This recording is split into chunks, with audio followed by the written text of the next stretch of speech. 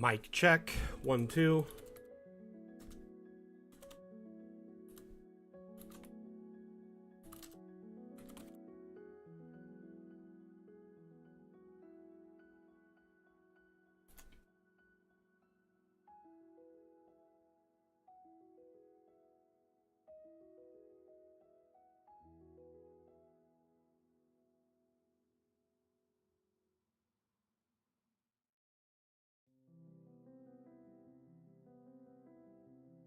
Testing. 1, 2, 3.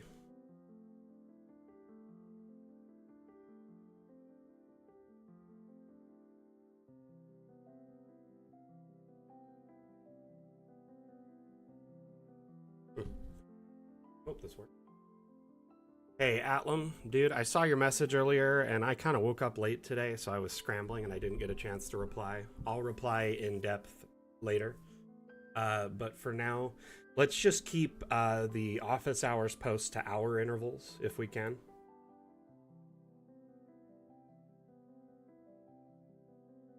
Yeah, I just felt bad because I couldn't reply, like, in, like, earnest, you know, and give you a really good answer, so I didn't want to, like, answer right away.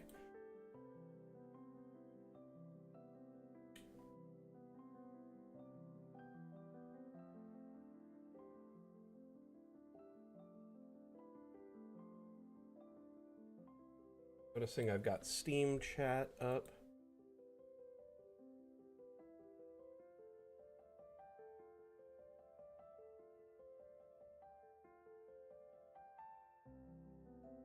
TikTok live is up. I see that chat.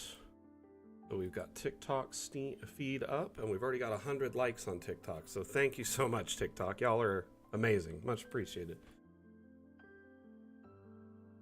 Yeah, it is only just now 9 a.m.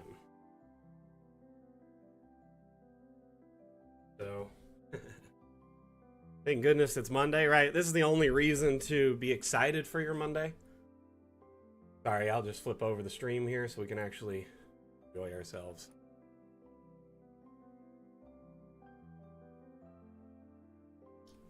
So, Monday is typically a day that most do not want to be around or dread it because it's usually their first day of their work week or whatever. And for me, Monday is like one of my best and most fun days of the week, in my opinion, because Mapmaker Monday is always a smash. There's just always a good amount of hype in the stream, and it's always fun to focus on the build for a while. Kind of just zone out on a map, you know what I mean?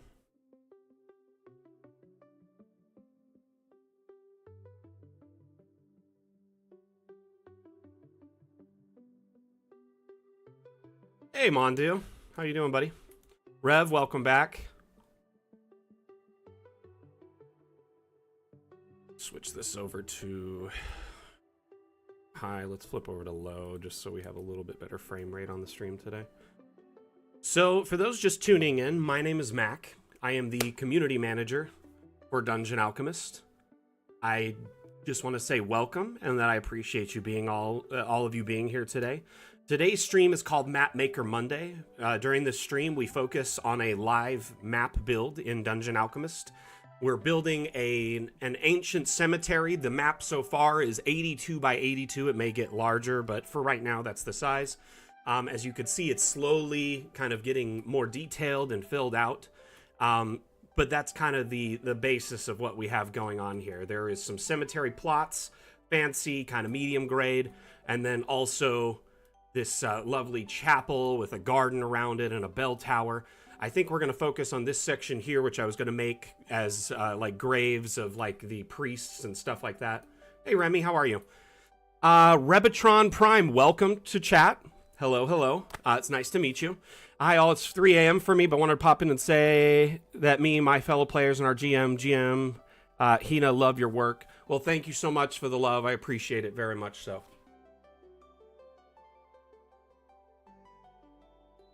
I think we started around 60 by 60 and it kind of we jumped up. And I might even make it a little bit larger. So one thing I wanted is I was trying to challenge myself to build kind of a semi-straight road by hand that is off-grid. So I built the entire map, like, not on the grid, and I was just messing around and trying to have fun with it. You know what I mean? So this whole map is kind of scawampus, all over the place. But at the same time, it's fun. I find it entertaining for that reason. But I am running this, like, big road section through the center here, and it is all done by hand except for this center kind of roundabout. Hey Josh, LV, my name is Mac. I'm actually the community manager for Dungeon Alchemist, so you're talking to someone from the team. This is an official stream on the official channel, and these streams are hosted AMA format, which means ask me anything as long as it's related to Dungeon Alchemist. I'll do my best to provide assistance, guidance for you. That goes for any channel, whatever channel you're watching on. We're streaming live on multiple platforms: Twitch, Twitter, Facebook, TikTok, YouTube, Steam, etc. So yeah, if you have any questions, concerns, feedback, suggestions, let us know, and I will do my best to, take notes of that or provide an answer.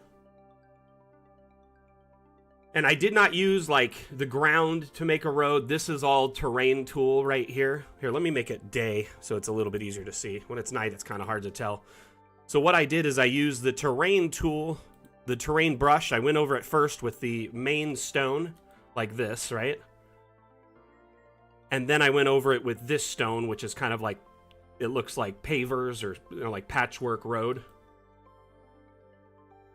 And in doing that, the cracks in the road, like underneath the pavers, looks really nice and stone-filled instead of like grass and dirt. Josh, I gotta ask you, you got LV in your name. Are you in Vegas by chance?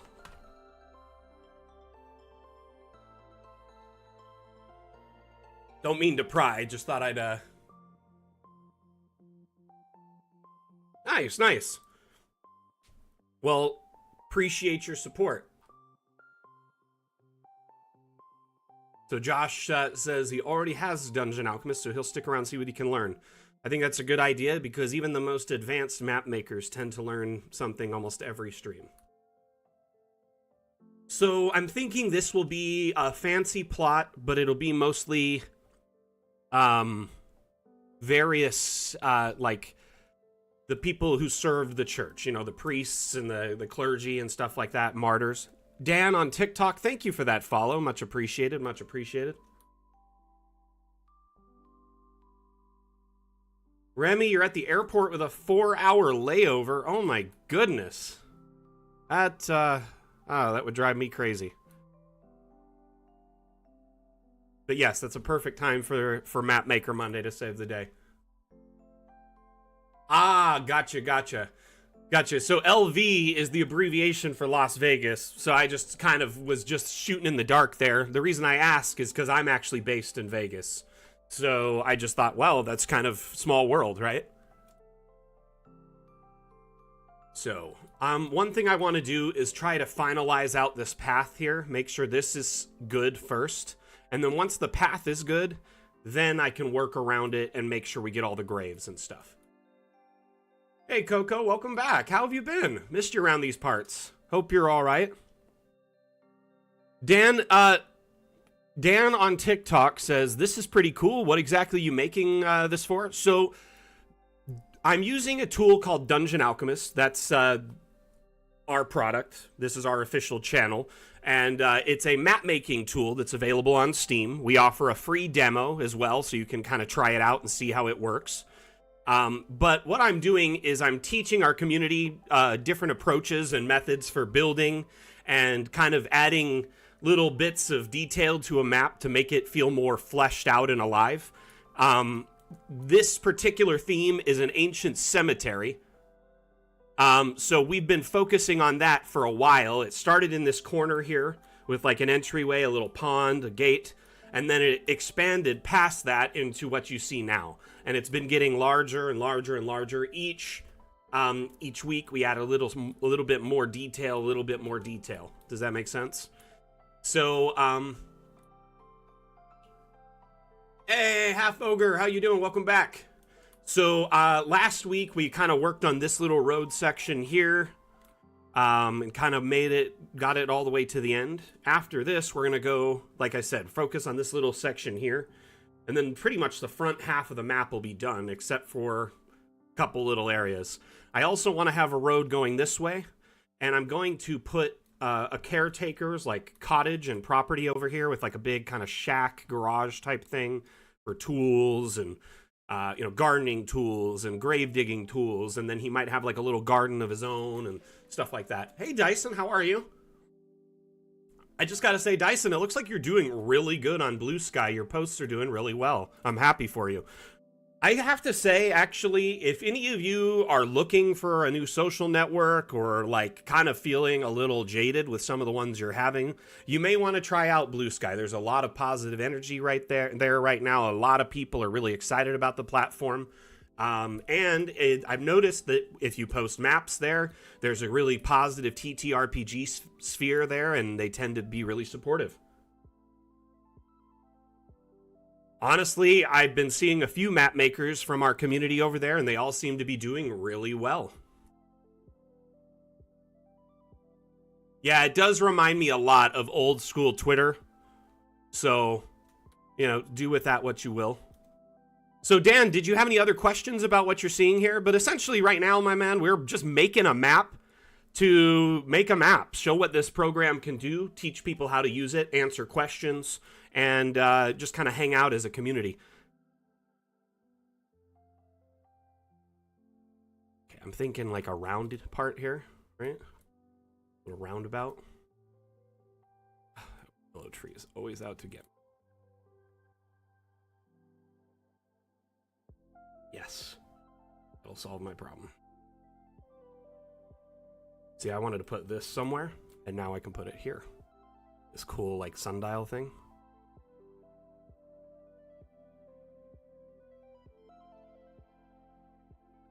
I think that looks really cool. I might put something else there under that, like a stone platform. So, Dungeon Alchemist is designed to be a map-making tool for tabletop games such as D&D, Pathfinder, etc. So it's used as a map-making utility to build maps for your sessions in like fantasy tabletop games.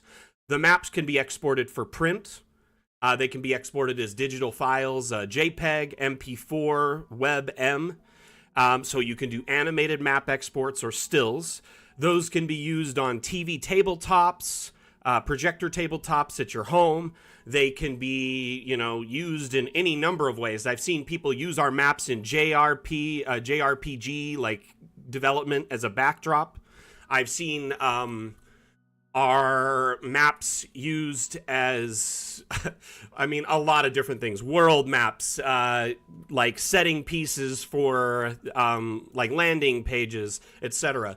But essentially, it allows you to build maps for your RPG campaigns. It's not meant for video game development, i.e. Unreal or Unity, anything like that. We don't offer any, like, engine or 3D export in that regard. So you build in 3D, but your exports are top-down, or you can grab shots in, like, a cinematic mode, like, really cool, like, maybe you wanted a neat little shot like this that you could, share with your players, a handout or something to give like a little bit of a cinematic feel to the area. Honestly, Coco, it's hit or miss on Reddit. I'll be honest with you, and I'm so sorry. It's kind of that way there. It seems to be that, they have a very hard stance on AI, whether or not the AI is Gen AI or not, or ethical or not, which is frustrating. They just have a hard line, no against AI without it, taking a moment to, educate themselves or like look into things. So essentially, that's, and it tends to be hard for map makers to get a foothold there. All I can say is to, ignore the negativity and see it in a way that, it can't really get you down. And by that, I mean, they're really only harping on you because they're jealous of your skill. I don't say this in a way like that is bad about the Dungeon Alchemist AI. The Dungeon Alchemist AI is great for a quick map, fleshing out a quick environment. But for detailed maps like this, it can't do that. And Coco, you have some skill when it comes to making a map, so I wouldn't let anyone take that away from you. Definitely don't let them tear you down or, make you feel any less of a map maker, because you are incredibly talented. You make some very beautiful, detailed, interesting little maps that have a lot of heart to them. So, and I would also like to say, if anyone's tearing you down on those platforms, please come to me. I will go to bat for anyone on any of our platforms. Because, I know that we're not generative AI. Dungeon Alchemist is not like ChatGPT or Midjourney. Okay, at no point did Dungeon Alchemist's development of our AI scrape any data off the internet or maps or art or assets. Okay, we developed our AI entirely in-house. Our indie team, 4 developers developed it entirely in-house, okay?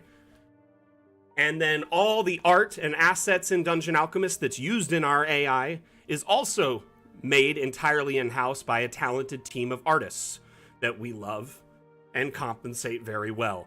So what I'm getting at here is Dungeon Alchemist was developed very ethically, and we feel using an AI to help speed up your weekly session prep so you have more time to enjoy the game instead of stressing about searching for a map or getting the exact map you need. We're here to make it easier for you. And we feel using procedural generation to save time for that is really an ethical way and a good way to use AI. It should be a time saver, right? That's what it's for. Anyway, moving on.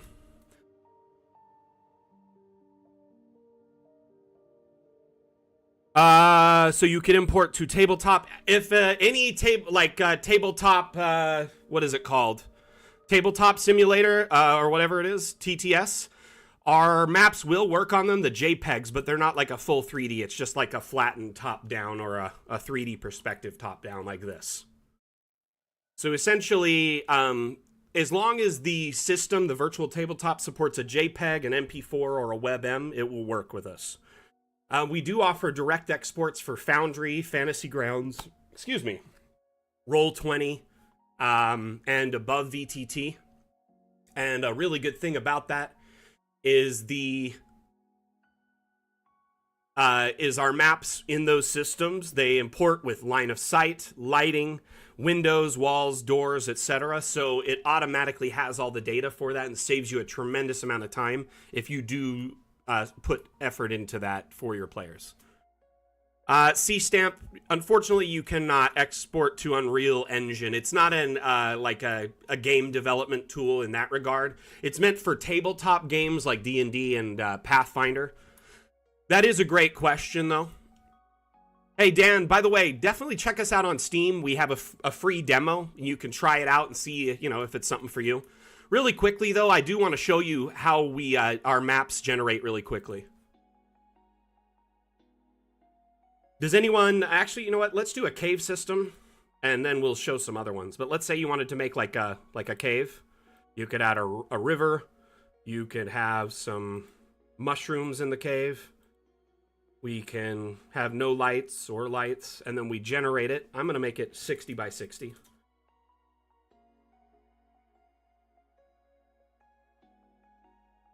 I did save it. Thank you.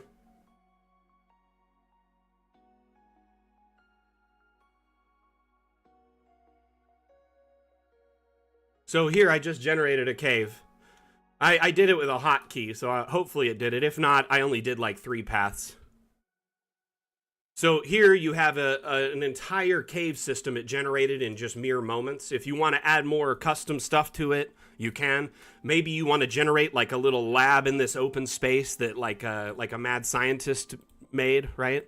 So what I'm going to do is I'm going to clear out all these objects here using our object eraser. It takes a couple of seconds. And then I'm going to use the natural space to generate an alchemist laboratory. First, I'm going to switch from a normal room to a non-flat room. That means it can make rooms on like angles or in filling in spaces that aren't flat walls, i.e. these weird gaps. So we're going to just start it up as from like right here. Just drag it across this entire space.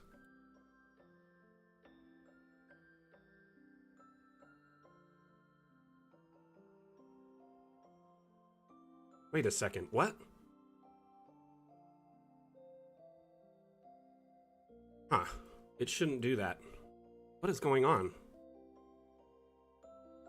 What the heck? So it should fill this space naturally, and it isn't. What is going on? I am so confused. Yeah, it's bugging out. It always fills in all the natural gaps. I'm wondering, am I in the... No, I'm not in the dev build. That's a bug. Well, normally it'll fill in all these little spaces and then make it like a... I don't know why that did that. That is so weird.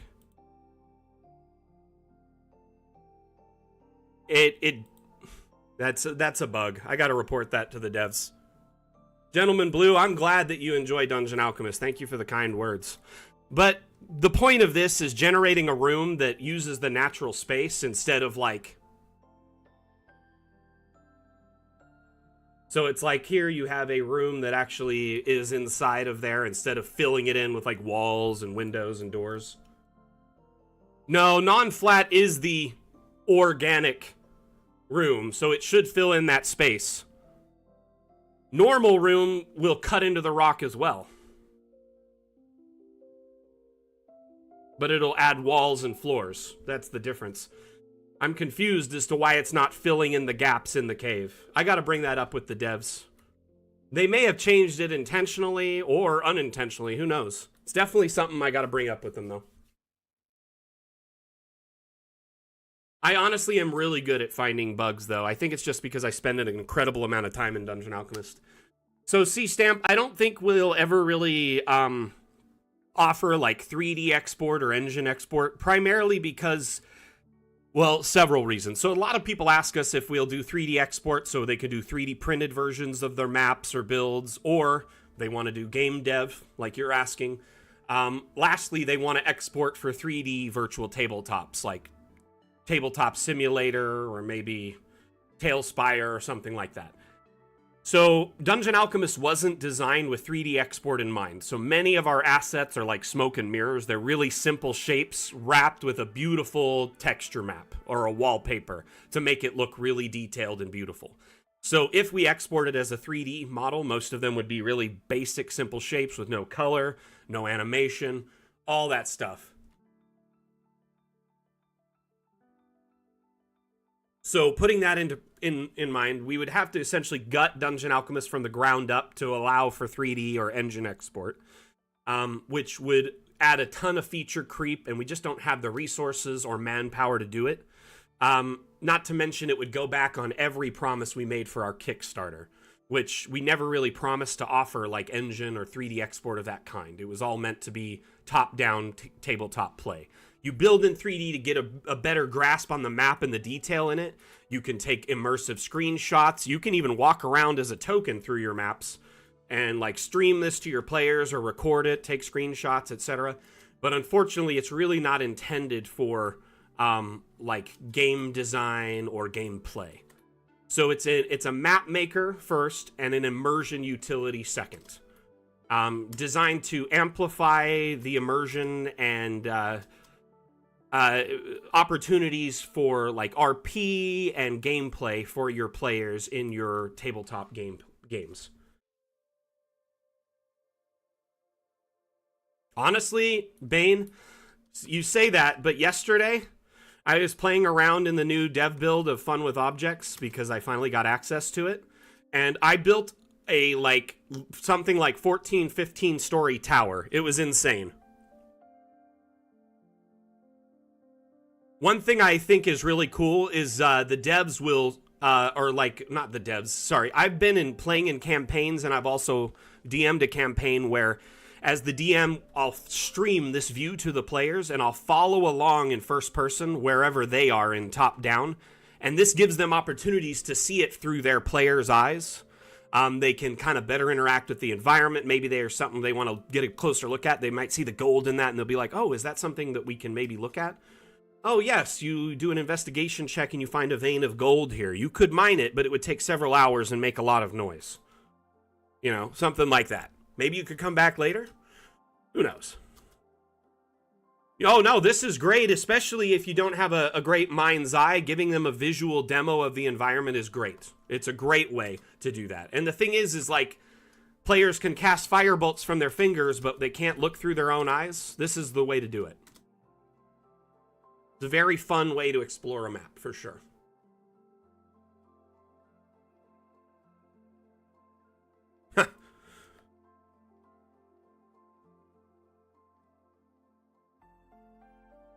But when I was playing with the new dev test, kind of getting back to my point there, I built a 14-story tower, something like that, 15-story tower. It had like 7 subfloors underground and like 5 to 10, like 5 or 8 above ground. And I had tunnels going off underground. I was trying all sorts of different stuff. It was insane.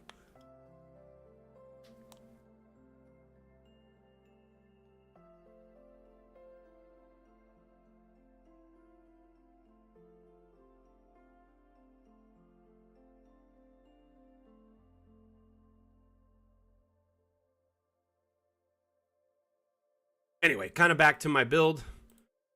Sorry, I got a little distracted there, but honestly, I don't mind talking and showing off like what you can do in Dungeon Alchemist.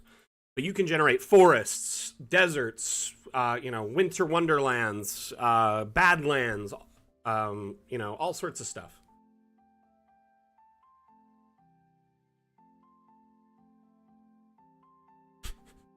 So if my wife saw mushrooms, she would ask if she could harvest them to transport them to her garden so she could then culture them, learn what they do, and then use them in whatever crazy way. So can they heal? Can they augment you? Are they magical in some way? Are they poisonous? And then use them to her advantage.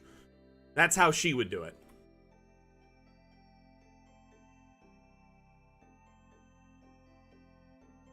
Hey, Mondu, thanks again for the save reminder. But yeah, I had gotten it with a quick, with a quick Control S. I think that's usually the best way to do it. Oh, it is really nice too. Gentleman Blue, so how long have you been using Dungeon Alchemist? It seems like you've got quite a bit of experience with it.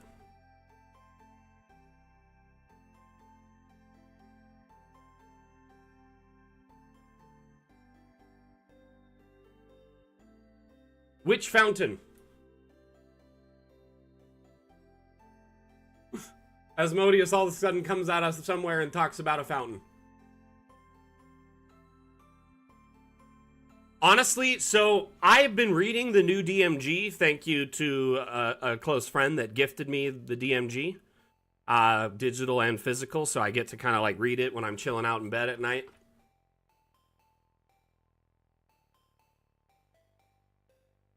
This one here.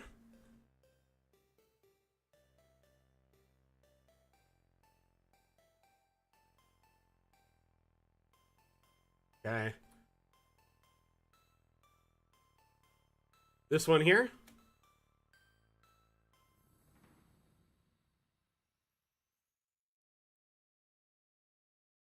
What about it? What do you want me to do with it?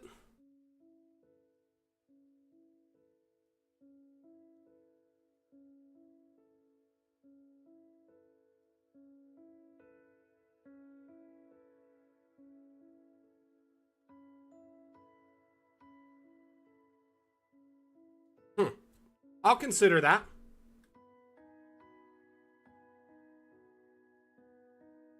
This is like a roundabout, so it's not like a space I want people chilling out, you know?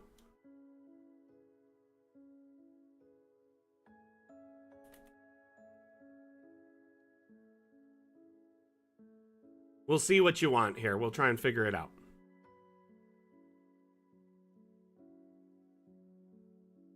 Perspective.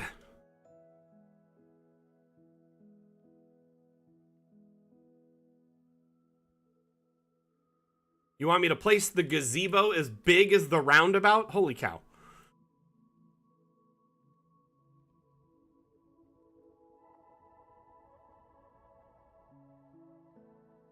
Problem, though, doesn't line up with the roads. In no way does this, it doesn't have the right bolt configuration. Even if I sink it, that won't solve the problem.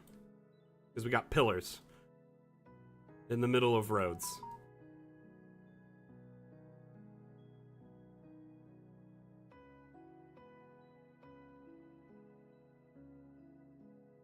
Yeah, I know, it's a bummer. Okay, my phone is going wild, and I don't know why. Oh, blue sky. Okay, that's why. Good to know. Let me turn it down. Sorry, everyone. Yep, redo the whole map just for that gazebo. Seems logical. That is a good idea. Unfortunately, it just won't work in this instance.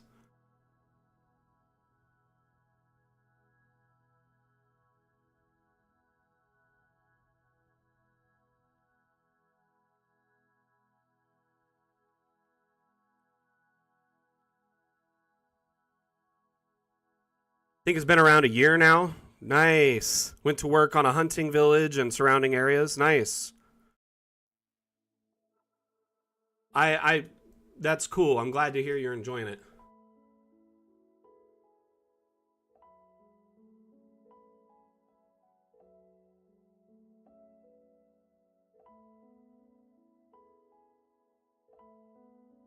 Oh, half ogre. That's really cool. Right? Yeah, Asmodeus, get on it. I need a 4-pillar gazebo. Go. I'm just kidding, my friend. Please do not do that.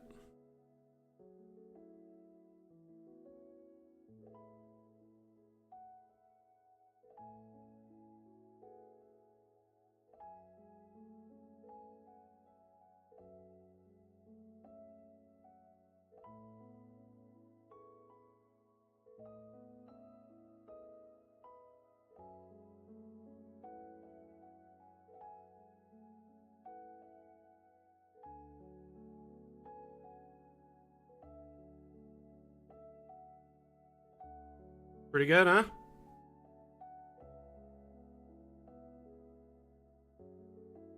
Yeah, but then it wouldn't have the top piece connecting it all.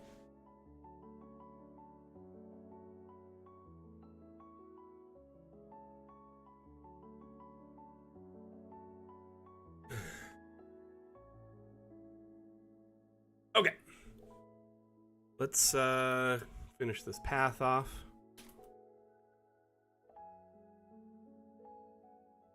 Oh no.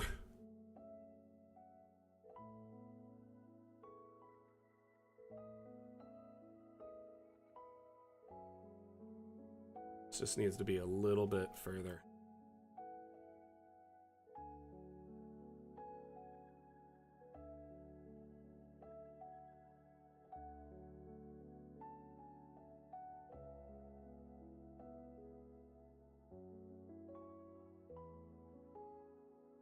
Trying to find like the sweet spot between the two where it's mostly centered.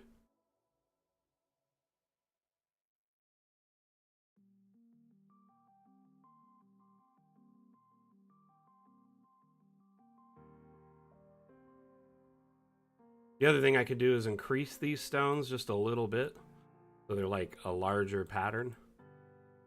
Because then they go further, right?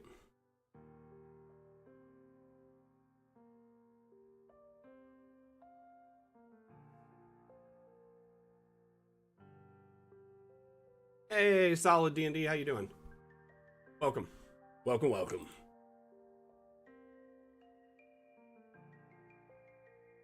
Thank you for the follow a couple days back too, by the way.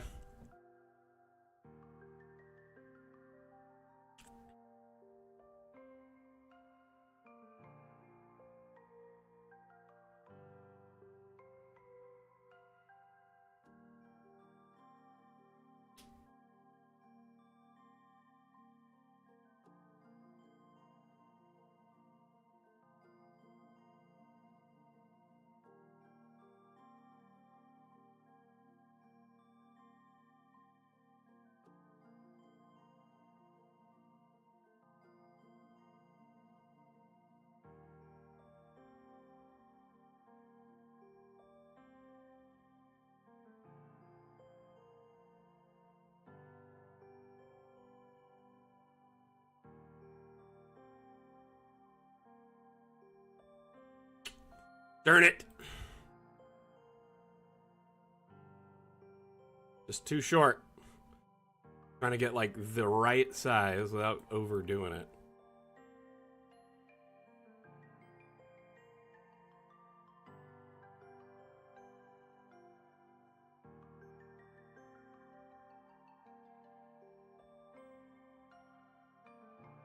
Looks reasonable.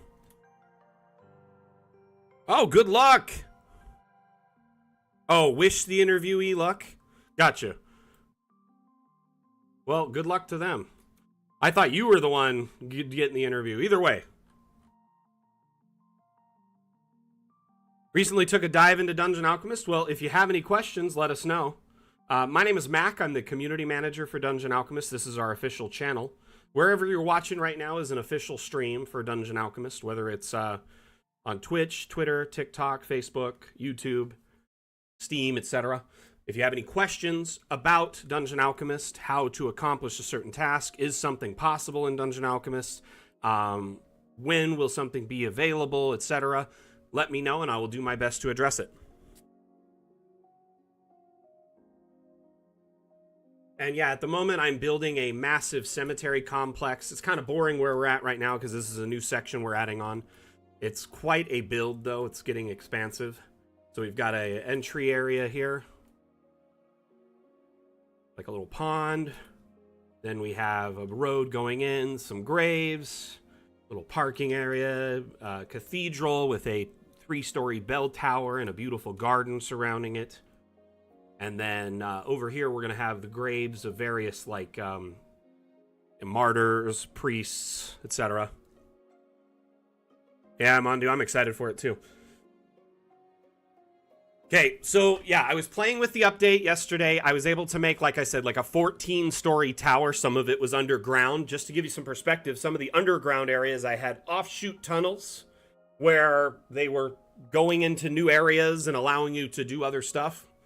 It was kind of interesting in that, you know, I had entire underground complexes that were covered by dirt. By the way, I was playing with the terrain tool around those underground complexes.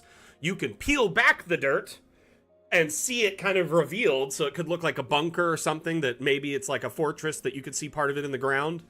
Or if it was revealed, you can then cover it up with terrain, bring the terrain all the way over it, and then make it underground. It's quite cool. I'm very excited.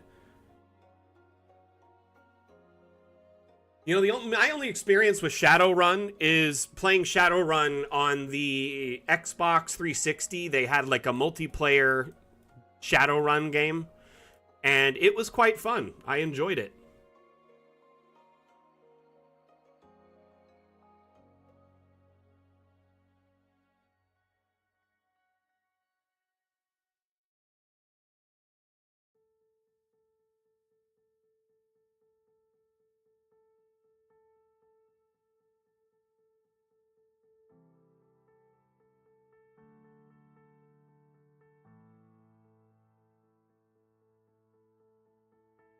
So I'm going to put this is just actually like a little half wall, and I've sunk it into the ground.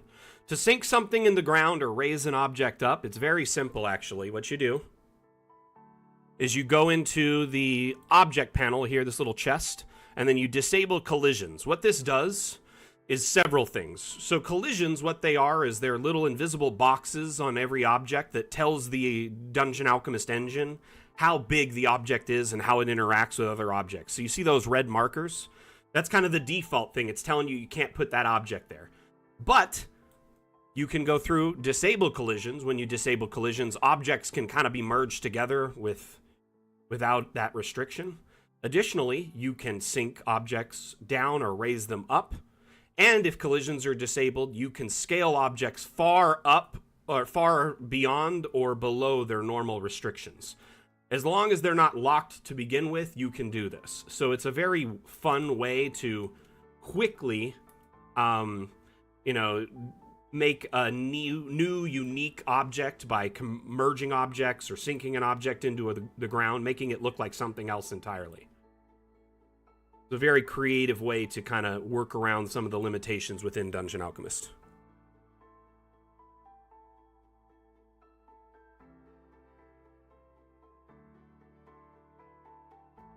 Can you move pieces like on the created board? What do you mean? Like a token? Chorizo fan? Let's see here. So you can add a token into the map at any time, and there's a grid. You can navigate it with, the arrow keys or with your mouse. So I'm just pressing arrow keys right now. Alternatively, you can go in to the eyeball, the icon is what I call it, and then you can go into first person in your map and walk around and, stream this to players, or you can record this or take screenshots. So let's say there was a part of the map you really wanted to get a screenshot of.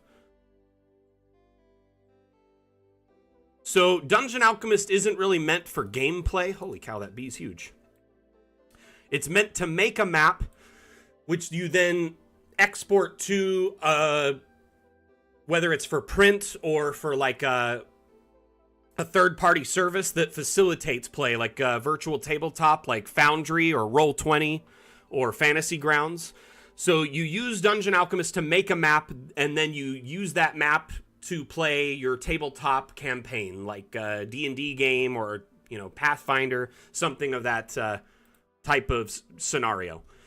So here, I build the map. You don't actually play in this. You export it to somewhere else, and then you would play it. So if you printed it, you could put it on your home table, and then you could put tokens on it, etc.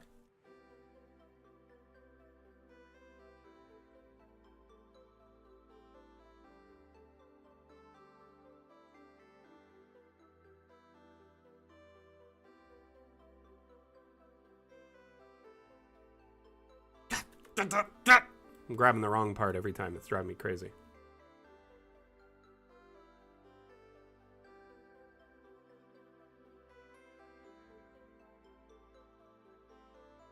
I think that looks pretty cool. And what I'm going to do is change the terrain under there a little bit to be more stone.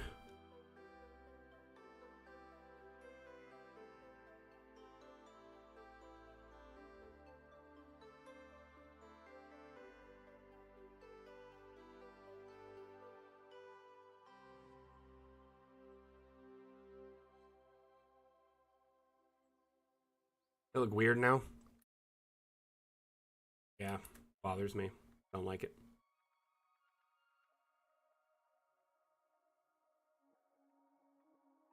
Oh, you totally can run a local chess game through it, like with 2 people for sure. Watch. Matthew, I don't know. I mean, we've only really built this pathway here. We've been kind of talking. Got a little distracted.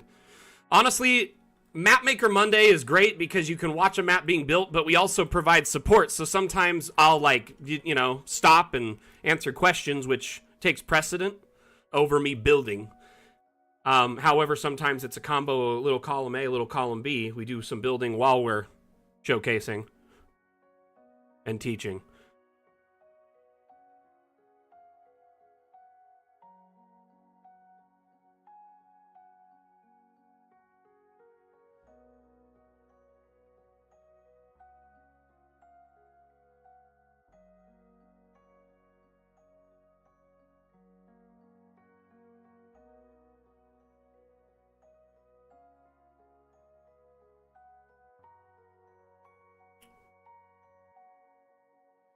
But welcome to the stream, Matthew.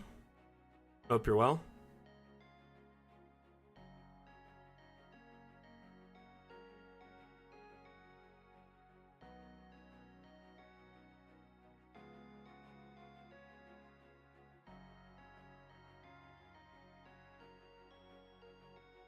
Yeah, technically you could use Steam Play Together with one other player on your friends list and kind of work on the map together, or they can control their token.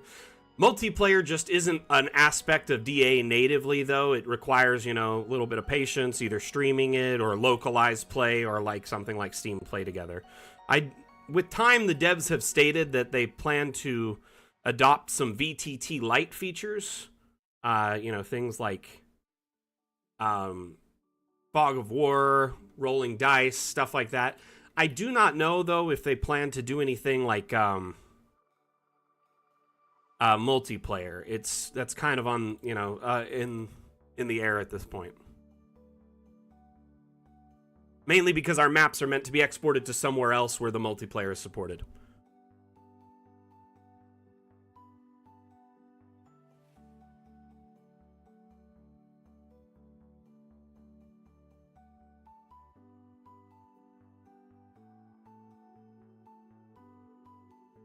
Why are these so small compared to the other ones? Just noticed. Way tiny. Just gonna delete that one. Grab one of these. Okay, let's try this again. This whole time I was using a much smaller version of the same buttress and it or wall, and it was making my job a pain.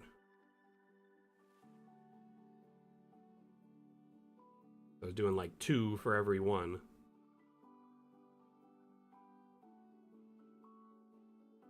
By the way, I'm holding shift every time I place an object. That automatically duplicates it. It's a great way to quickly like place the same object over and over again. There's another way to do a similar thing using the object brush, but the object brush is less precise in that regard. And it does a lot of rapid duplication.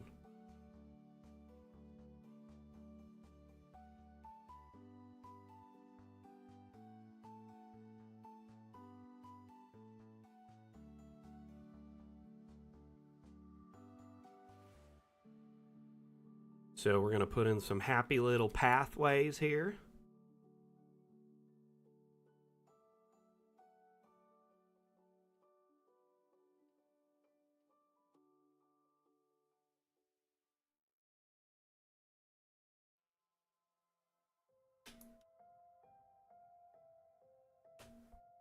Oh man, the new object brush could very easily paint this in a quick line.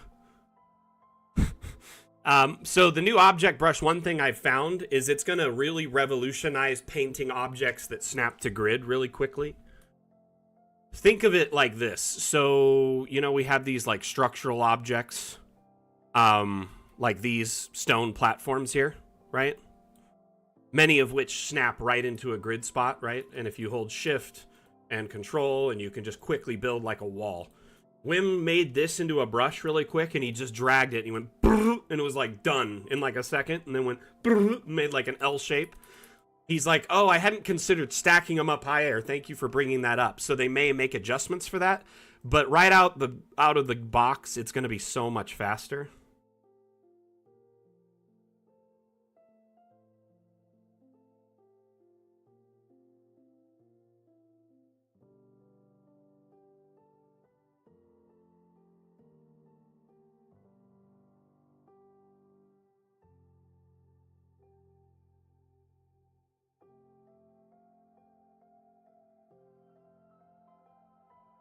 Perfect.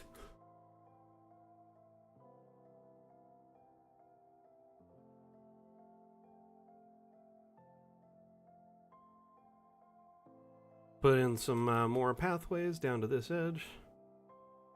And then we'll probably start putting in some graves next.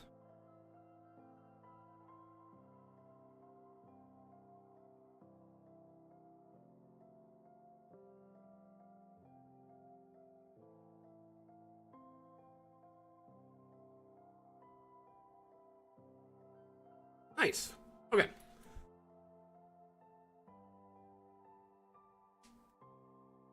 Make a giant turkey statue. Man, that's a really good idea, but I don't have one on hand. Be funny, though, wouldn't it?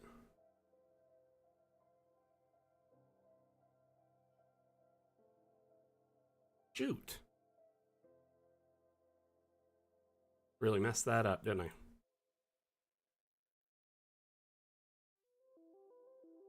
Accidentally grabbed the wrong part.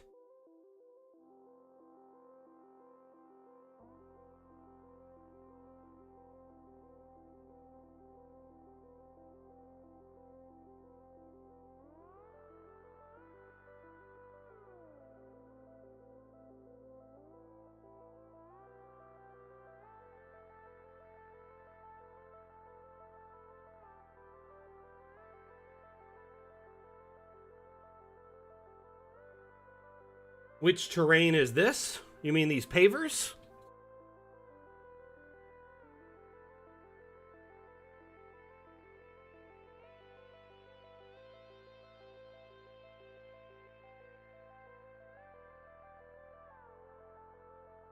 They're okay. They're good enough. Remember, at the end of the day, perfection isn't what we're striving for, just good enough.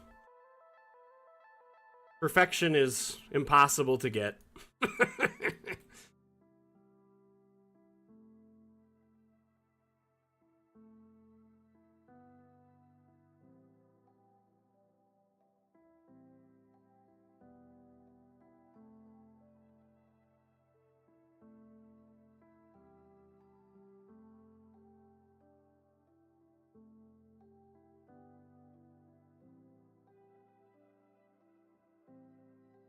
The ground terrain here, this is just part of the default forest terrain. Just a blank forest without trees.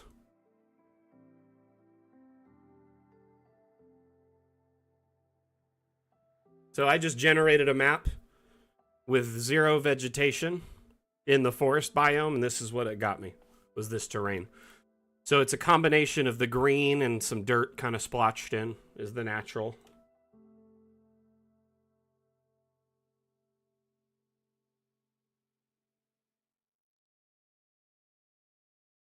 These brick sides here are a wall. These are a half wall. That's a stock DA object.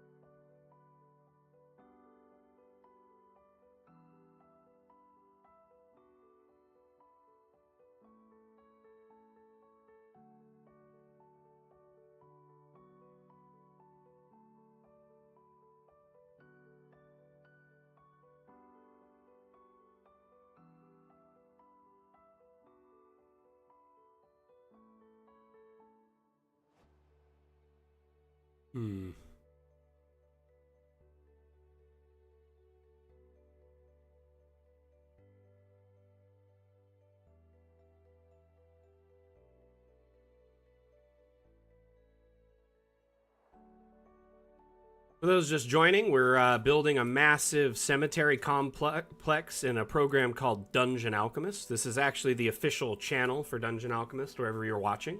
So if you have any questions related to the program, how to use it, what is it for, what's your upcoming development roadmap like, if you have any suggestions or feedback, remember the stream is AMA format, so feel free to chime in anytime. Yeah, I answered him. I think he's kind of trolling me, if I'm being honest with you, which is fine. I don't mind.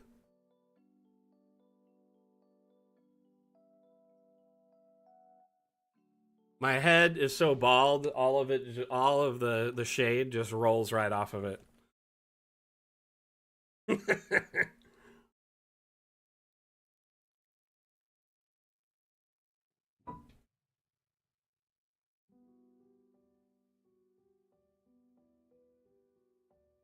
It's cool, man. It's years of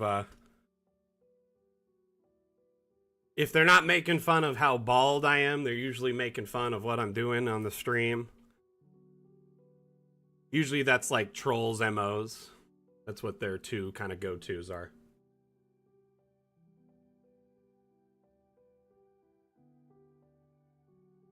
It's honestly starting to get pretty cold everywhere. It's crazy. I mean, it's finally winter, huh? Finally. That one I keep using has all these... Okay, so you're in grasslands instead of forests, so that's part of the thing. So different biomes have different terrain brushes, okay? I just saved my map. I'm going to open up a different biome. So the forest biome is vastly different from the grasslands biome. Grasslands biome will have rolling, sweeping, essentially shrubs and flowers and grassy plains and knolls. It's definitely designed to be... Oops, did I do a cave? I thought I did a grasslands. My bad. Oh, I did a cave system in the grasslands. What the heck was that about?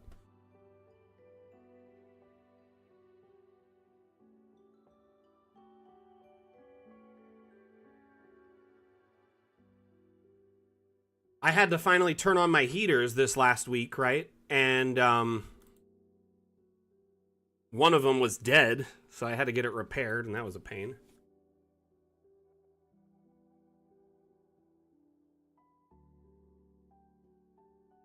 I'm sorry, what, David?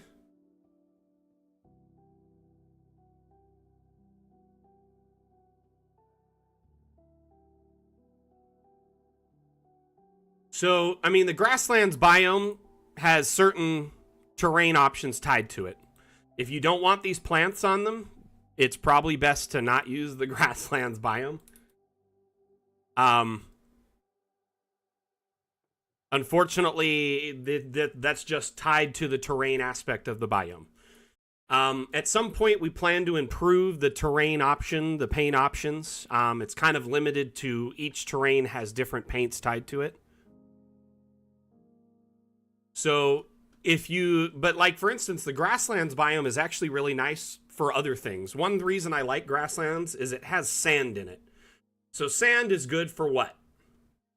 Dunes, deserts, islands. So you can actually use the grasslands biome to make an effective island. I think it's pretty good for that.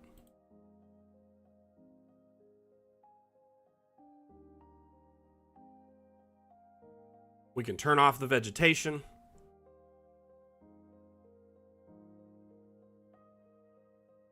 Ah, got you. So, what were you trying to use them for? I might have missed your previous message.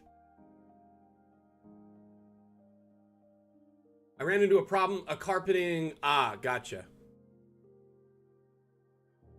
So you're talking about just the object rugs, or are you talking about the flooring? So in here we have a bunch of rugs. I believe the rugs are in decoration, right? Rugs. There's a few different ones, not a ton, right? One of them actually is kind of neat. Hold on. Which one is it? This one's customizable. You can actually insert a custom circle into it and make a custom rug. Like a custom image into it and make your own throw rug if you want, or if you have an image of one you want to throw in there. The other thing to consider is basically in a fantasy setting, carpet isn't very common, you know, in like ancient settings. It would mostly be rugs would be the carpets, right? So yeah, we probably could use some more runners and throws and things like that. I hope with time we'll get more objects along that line. For right now, though, what I could recommend to kind of fill in the gaps, you can check out the asset browser in the Steam Workshop tab. There's nearly 7,000 assets on here that expand upon what's in Dungeon Alchemist's stock set, including assets that bridge into like sci-fi, cyberpunk, apocalyptic, etc. So you can search and, you know, something along the lines of, say, rug. See if there's any. There's a few extras here. We could try carpet. See if there's any more. So it does expand it quite a bit by doing this. At least, you know, doubles your options there. Next, you have the abstract options, these here. These little green options, you can place those down, you know, resize them, whatever you want. So you could have a completely customizable image in this as well. And then we have some square ones. We don't have a rectangle pane, unfortunately, that's laying flat. But we do have some square ones, so you could do some square rugs. The last option, and this one's probably the most customizable, is just creating a custom 3D model or sourcing a 3D model online and then importing it through the asset importer, which opens up a tool within DA that allows you to import STL, FBX, GLTF/GLB 3D files. They could be animated, full color, or just flat gray STLs. And then, so you could have a rug you import that way, or a runner, or anything like that. That's why we have those things, is it gives you a lot of options, you know, if you're looking for something that we currently don't have. At the end of the day, I do want to point out, we're a team of 10 people. That's including myself, you know, our, you know, accounting and all that stuff. So we have like 4 devs, a handful of artists, myself. So, and we're in early access. So we have 5 major updates until we leave early access. A lot of things that maybe feel lacking will probably get more as we get closer to leaving early access. And additionally, we've given tools to kind of fill those gaps, you know, so if we're lacking in something, you can either try an abstract or a 3D model import or use the workshop to kind of fill the void.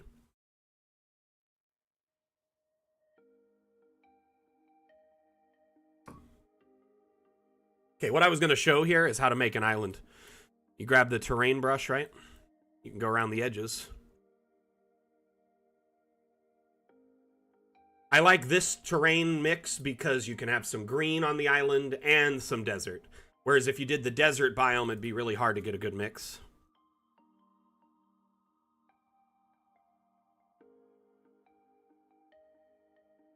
And then we can go into the object brush, go to nature. Let's go to jungle trees and a couple of those and jungle foliage. Boom, we got a deserted island. Hey, Oblivion, how you doing? A lot of people make custom paintings, David. There's actually, I mean, there are some frames that you can just fill. Few of the frames actually have the ability to swap out the image in them, so you could just use the frame and then put a custom image in it.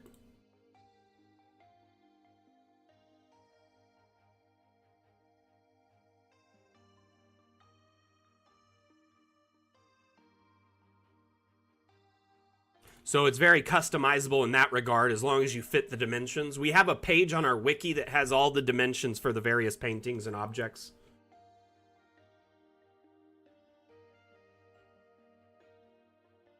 Seth, thank you for the like. Much appreciated.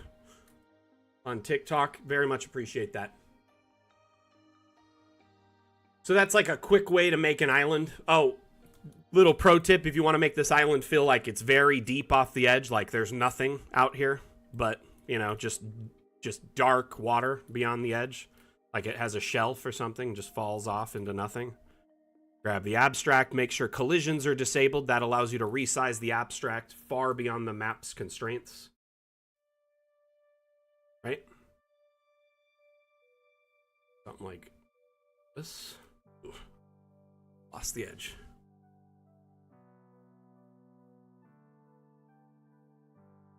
Then, I'm going to insert a solid black image into it. Isn't that cool? You could also sink it a little bit lower if you want and kind of find a good medium where the shelf falls. Pretty neat, though.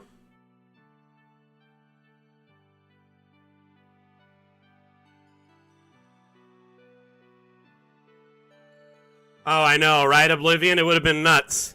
Honestly, like, I remember I mean, I didn't start playing till the 90s, D&D. And I remember playing at my friend's house. His older brother wanted us to play because he wanted to practice DMing. So he kind of roped us into playing. And the first map I played on was a piece of graph paper. And he just kind of had like little etchings of like squares and walls and circles and stuff. And then my token was a penny.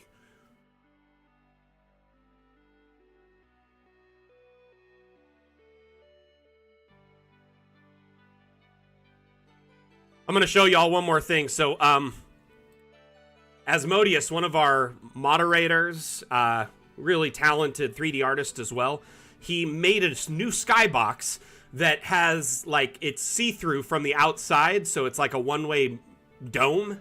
And so no matter what, it's basically flashlight rendered for you on the outside, making it so much easier to see in. So that means you can have the skybox on the map and export it with it present.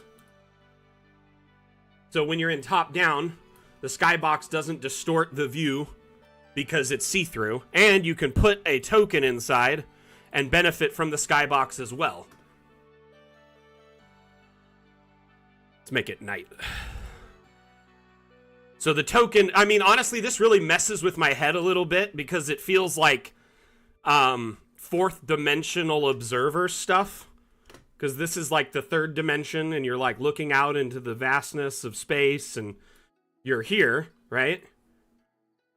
But then from above, an unseen observer can see every aspect of what you're doing. I don't know why, it just messes with my head a little bit.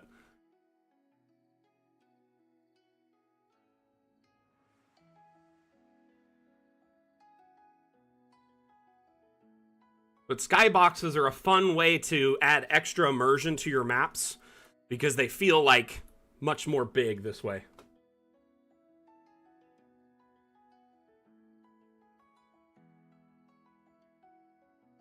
Oh my goodness, right? Yeah, it's the old minis. Weren't the original minis they used like repackaged stuff from like weird old like toys that were like, you know, like what they thought dinosaurs were, or like old like kind of fantasy adventure stuff where it was based in like a prehistoric world, you know, like Journey to the Center of the Earth type stuff. Revan and friends, remember, you could always just stream the first-person view to your players. So you could stream this to them over like Discord or Zoom or Skype, or you can capture first-person shots, clips, and then send them to them as handouts. So while you may not be able to grab all the 3D details in the top-down, which is how, you know, most games like that are meant to be played and their rules are designed around, you can always supplement the content with stuff like this. I've actually played on several campaigns where the DM would stream the first-person view to match the top-down, so wherever we were in top-down, that's where they would be.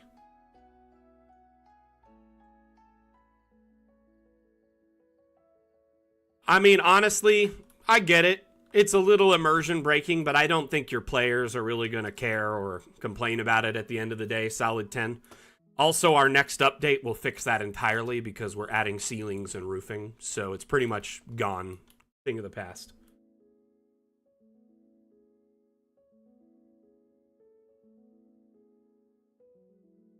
I mean, you don't have to update it constantly, just catch up to them like every 30 seconds or so. You know what I mean, Revan?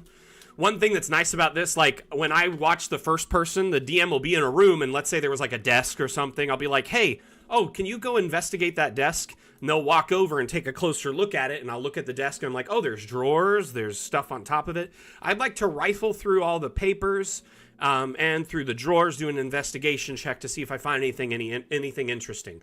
It gives your players who may not have the best mind's eye more opportunities to RP and engage with the environment because they can see it more clearly now and interact with it more like on their level. Does that make sense?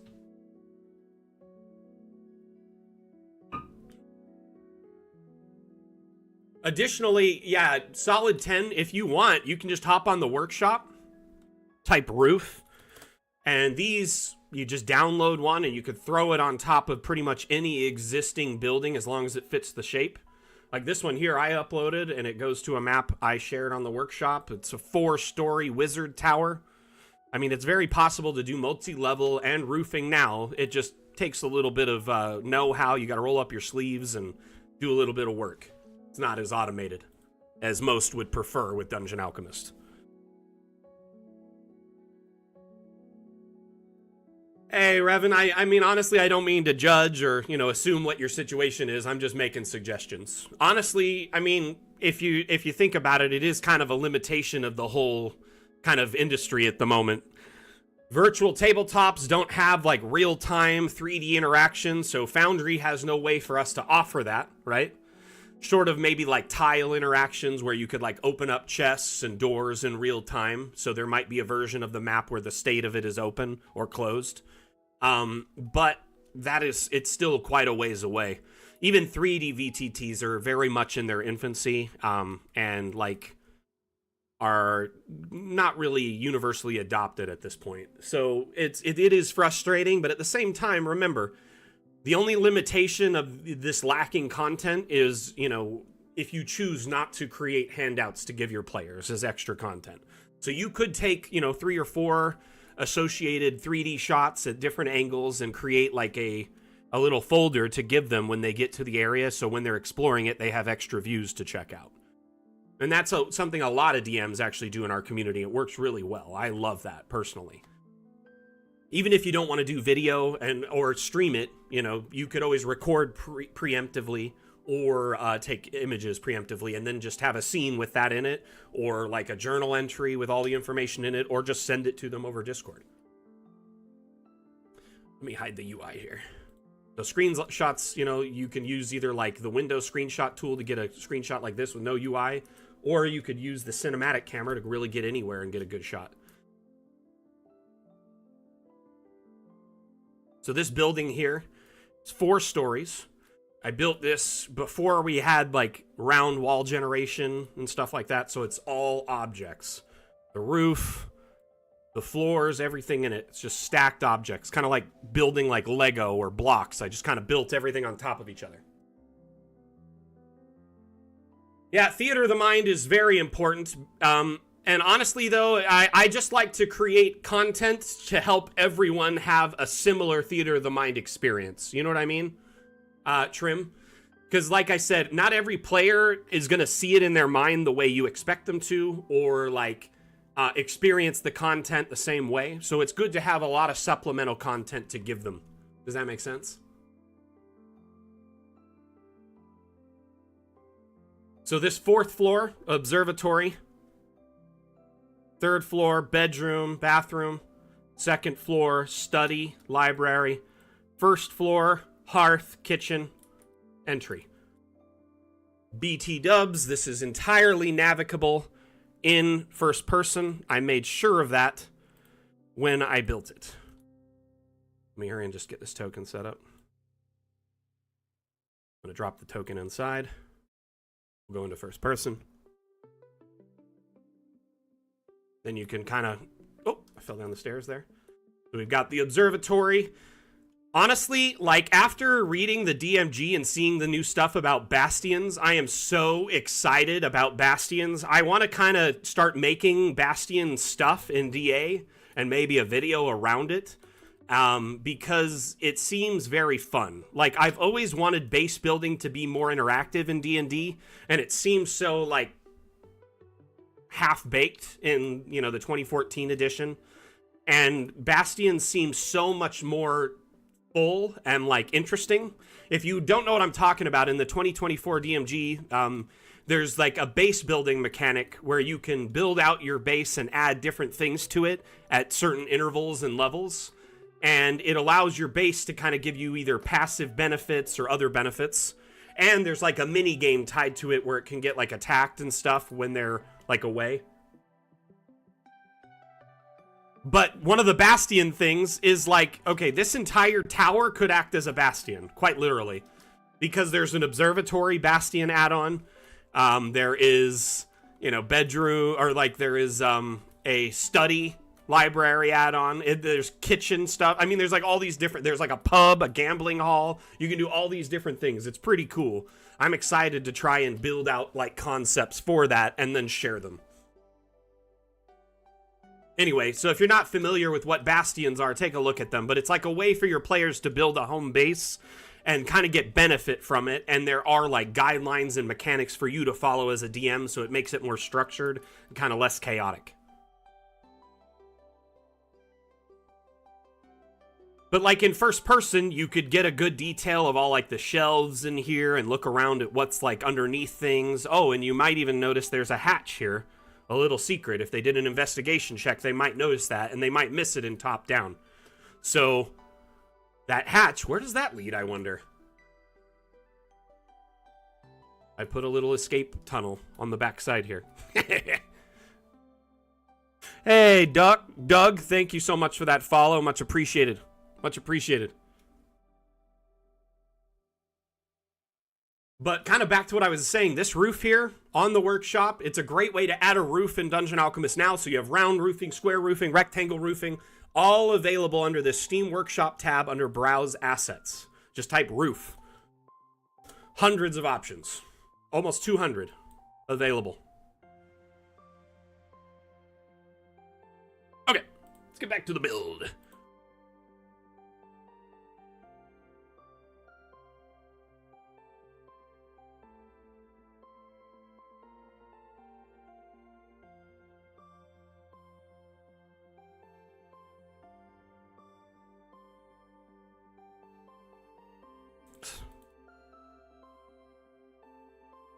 You know what, Revan? I will, I'll take a look. I'll show you really quickly, actually. I'll just go back to the map and show you really quick. So, to do multi-level currently, you have to combine several different strategies or tools that are currently available in Dungeon Alchemist. So, you would not want to use the AI room draw for anything but the main floor, okay? Now, this particular building, I build it entirely out of objects. So just like you would build like a Lego or a block building, you just stack everything on top of each other. How do you do that in Dungeon Alchemist right now? Very simply, if you disable collisions, objects can be placed closer to each other, and they can be raised up and down. So that gives you verticality in your builds. Next, I used a few things in tandem here to really make this work. Every floor, I made sure that all the objects on that floor were actually stacked on the foundation or the floor piece of that room, so I could move them as a solid piece. These walls, they're stock walls available in structural round, so you can use those. They're available to you. But that floor piece is on the workshop. I found that thanks to, it was shared by one of our talented creators in our community, Swedish Cook.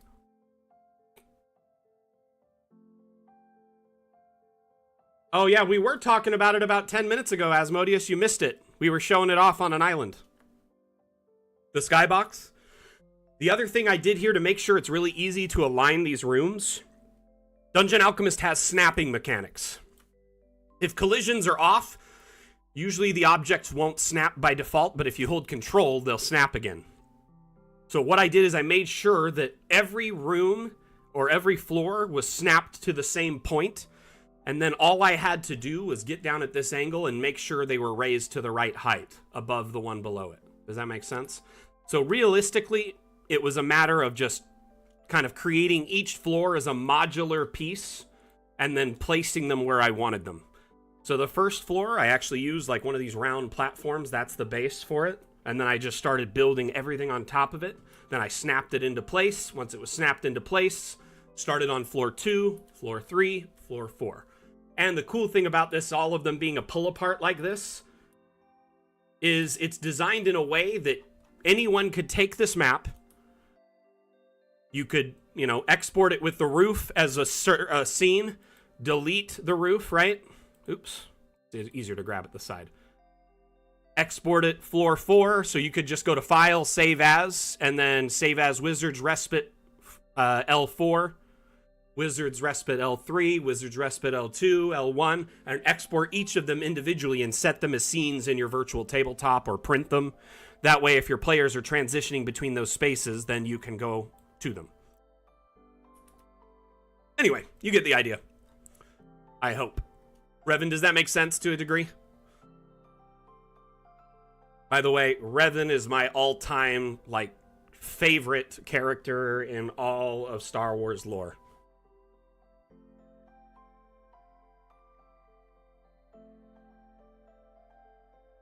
The Discord is a great resource. People show tips and tricks. There's tutorials and people share maps and other stuff. This here, I made on the Mapmaker Monday stream. It was our last build prior to the cemetery we're working on. So we built this live and people were able to follow along and learn.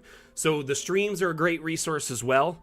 I'll be honest with you. I mean, I can only show you a quick tutorial right now of this, but in a few months, this method is going to be very obsolete. Mainly because our next update will incorporate multi-level as a stock feature with the room generation, so you won't need this anymore. Not unless you're doing something it can't handle, unless you're building a very particular floor.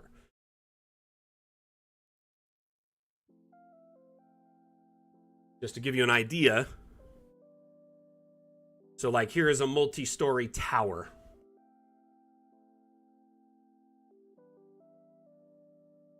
Now, this is very early alpha footage, work in progress, so it's a little buggy. Got some floating stuff, some things overlapping things. Basically, part of this update is depreciating and updating thousands of assets that clip through the ceiling, and we have to readjust them and make sure they don't anymore. Revan's actually not Sith, bro. Technically.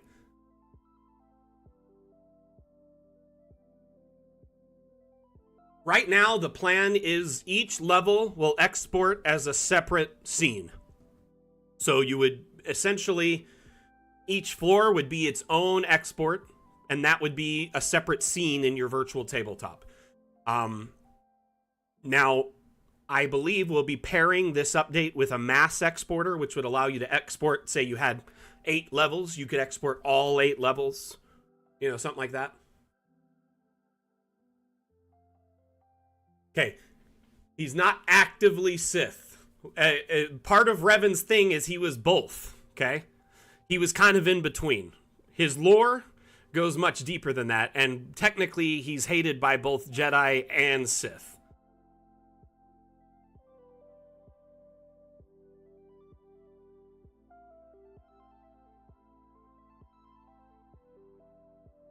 He eventually became his own offshoot of all basically like that stuff, and it was called Revanism or Revanites.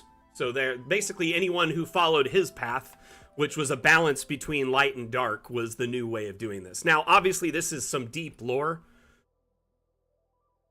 and it's mainly found in Star Wars Eswator. So I'm just gonna throw that out there. Yes.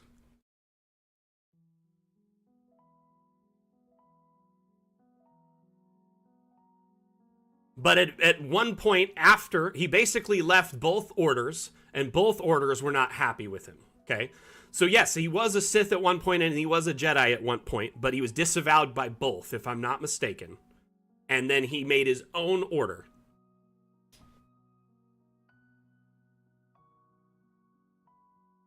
Revan is one of the coolest characters in all of Star Wars lore, though. He's pretty interesting, just to say the least.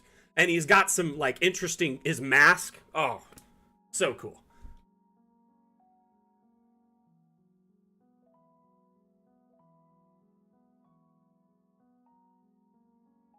Sorry for getting on a sidetrack there, but Star Wars, Lord of the Rings, Stargate, I could definitely get on a tangent and talk about those things for a while. Oh man, for real. What is the name? So there is a race of aliens in the Star Wars universe, in the old canon, that is essentially the reason for all of the races being like spread out across the Star Wars galaxy. They were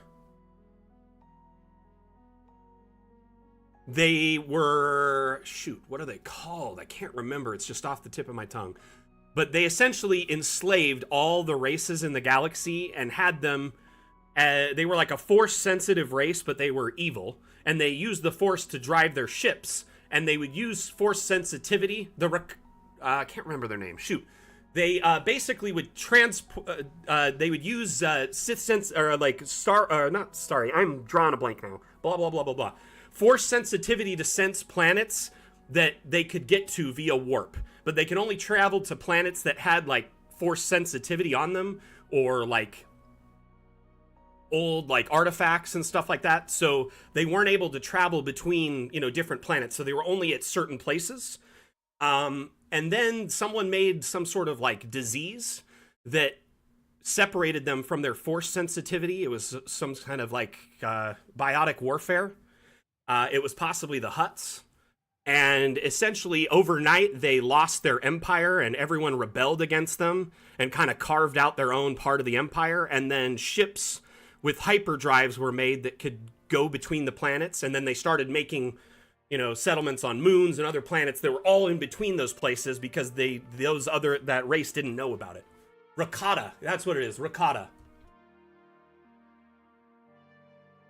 So right now, the IP is not abandoned. MGM was purchased by Amazon.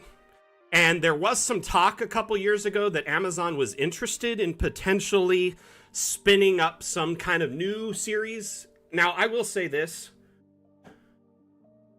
SG-1 is probably like Stargate, SG-1, and like the follow-up shows and stuff. I feel like it was really well done. It was done very well, and it was done in a time when sci-fi was really given its due and the proper amount of episodes per season to tell a good story and not just be focused on the one story and the action and the arc for that season. Like, they got to develop characters, develop, all of the different aspects of the Stargate program, different alien races, technology, all these things. It was cool. But I feel if a new series came out, it wouldn't really capture that same thing. My hope is if a new series came out, they would actually pick up where the last one left off and kind of make it a continuation where maybe they sort out what happened with SG Universe or have new SG teams with more advanced equipment and stuff like that.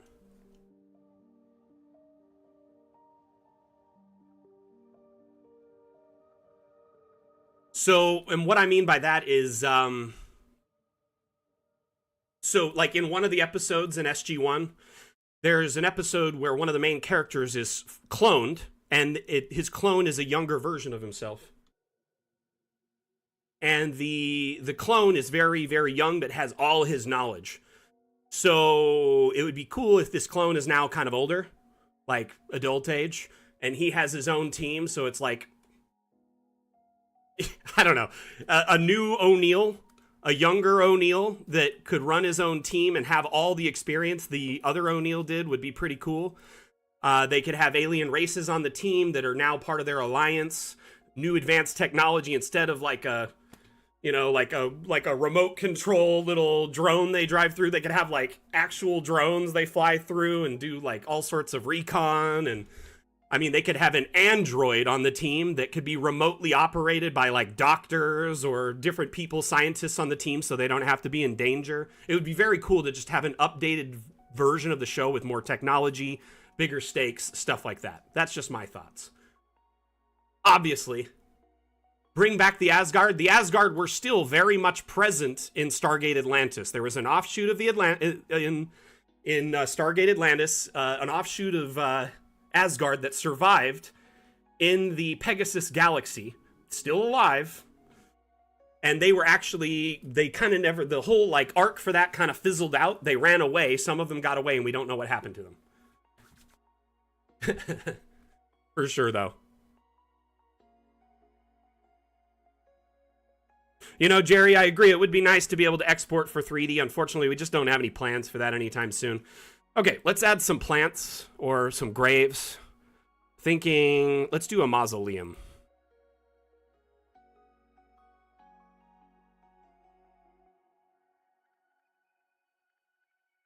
You think this would be okay here? Kind of in the corner if we shrunk it down?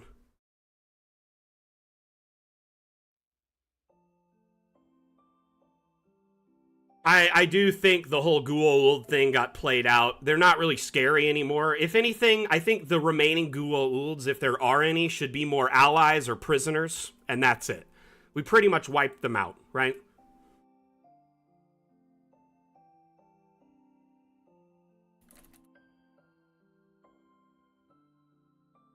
In Stargate Universe, they actually talk about how they captured, or in Stargate Atlantis, they talk about how they captured the last Ball, who had many clones of himself. And I mean, if you put that into perspective, it's possible that he could have had a clone in hiding. There were, but I would say at this point, Ball is more than likely, I would like to see a Goa'uld on the team instead of just a Jaffa. Like the Goa'uld now are like, hey, we're, maybe, because like they had that episode where different dimensional teams came through the gate and they kept looping back into the SG-1 base. And in that one, they had the Tok'ra, one of the Tok'ra, Martouf, was on the team. I would love to see Tok'ra on the team. Different alien races as part of the SG-1 teams would be awesome.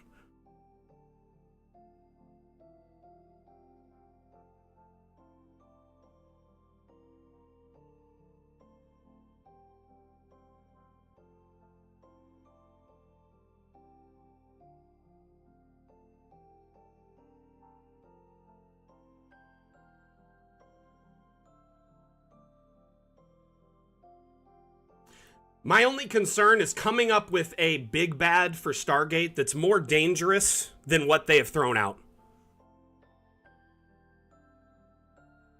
Oh, I love Stargate too. I could talk about Stargate the entire stream. Trust me. We could totally get lost in Stargate, and I wouldn't feel bad about it at all because I'm a big fan. Big fan. Love what they do.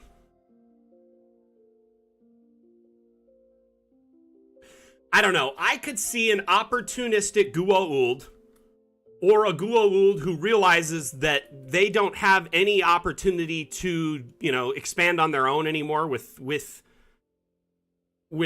the Tari out there, right? I do think a Gua'uld might see it's better to beat, than trying to beat them to join them, but it would probably be one of the last Gua'uld. Remember, we had like Nurus who was helping, albeit unwillingly, as a prisoner. There had been several Gua'uld who were used or made into prisoners and used to garner intel.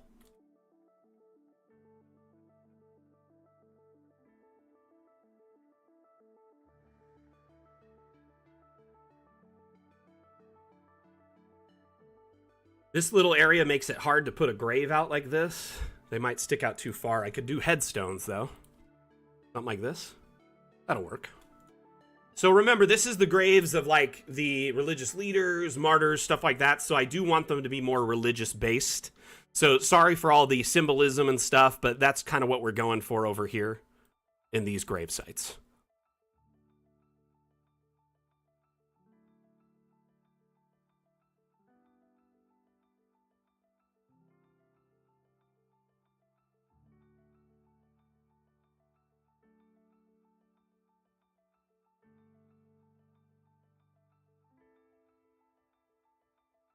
Yeah, I mean, the ball being everywhere was pretty much dealt with. But like I said, I still like to think that there was one out there. And Ball, out of all the Gua'uld out there, was the most cooperative with them, pretty much. Even though he was the biggest pain in their butt over time, he was part of the reason they were able to take care of several different issues. Okay, he held off replicators and impending Goa'uld attack and helped them balance the machine just so they could do that. He helped them find different, you remember when he was trapped in some sort of puzzle, and then he ended up helping them again. So there's multiple instances where Ball kind of realized it's better to join him than try to fight him because he's opportunistic. Now, that being said, would this SG-1 team ever truly trust a Ball or something similar? I don't know. Probably not. But would they allow them to, say, remotely access an android from a prison cell and be like a guest character? Maybe. Honestly, yeah, I would love to see expanded grave objects because, honestly, in a fantasy setting, it's so weird how much, Christian symbolism we offer. It doesn't really make a lot of sense to a degree. I would be very much open to offering symbols of various deities and random things that are more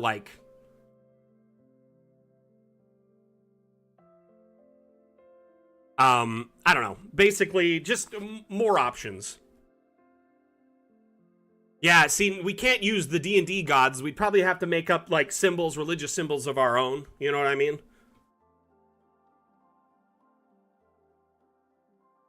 Oh my gosh, right, Trim? When they ask him, hey, how did you do that? I'm a god. Freaking, he's the most cocky one, too. He's just the worst. But also, I understand his longevity. There's a reason he lasted so long, is because at the end of the day, he was very opportunistic and willing to adapt, while many of the other Goa'uld were not. If that makes any sense.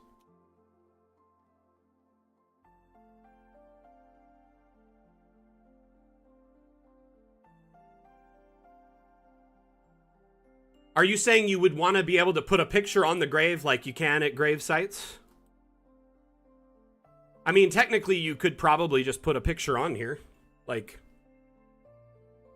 Something let's see here. I mean, we have a locket you could put an image in.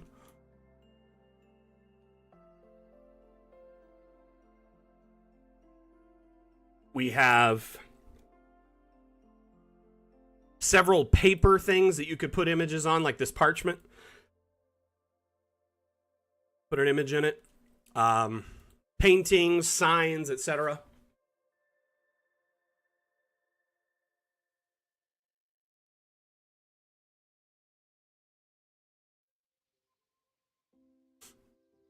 Tilt gave his larval Gould to his son. What's his name? Anyway, his son was dying and he gave him his larval Gould. There was another time when he did have a Gould that him and Braytak were sharing back and forth when they got ambushed and it was keeping them alive. That Gould died and they both went to Tritonin after that. They survived by Tritonin doses after that exclusively.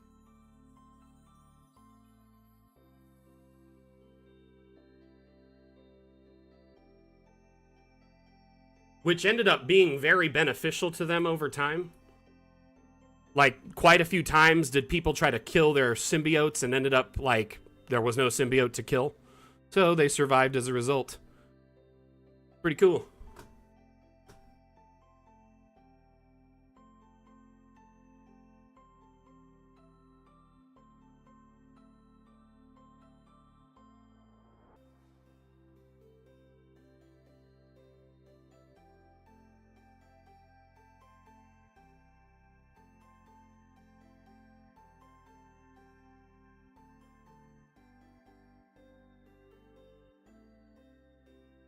Trying to think of what other things to put over here. I want to do some other interesting stuff on the graves to kind of help recognize the importance of these sites to, like, you know, the overall,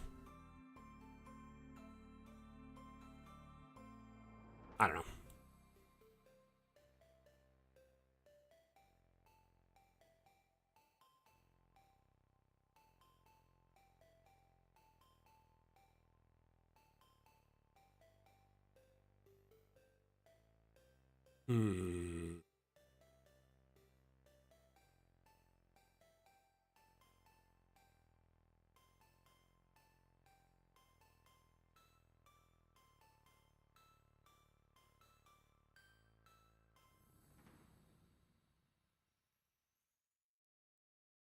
That's a good idea.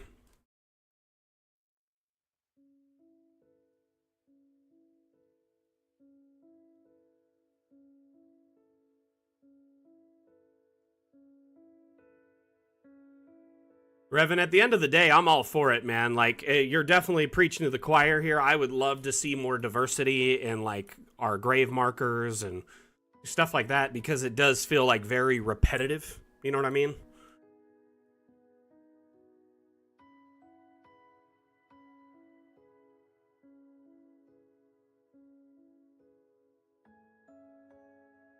Where's that really tall?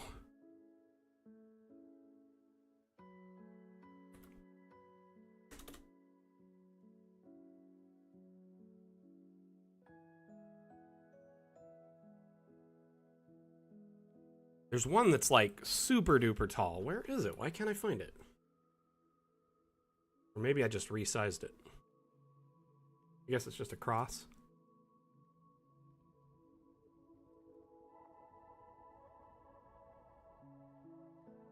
Oh my goodness, I hate that willow. I regret using it every time I'm near it.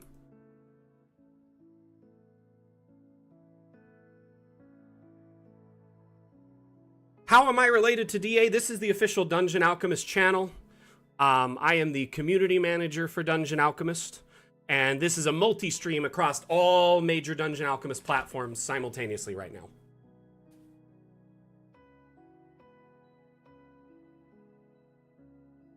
But yeah, these streams are considered AMA format. You can ask questions and I'll provide guidance and assistance. This particular stream is a build stream, so we focus on building a map and people can watch and learn from the experience.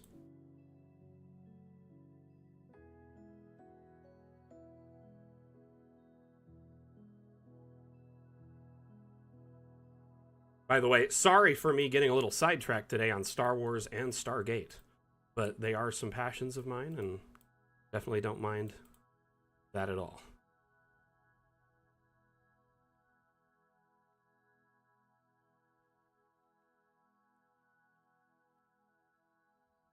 So I'm thinking.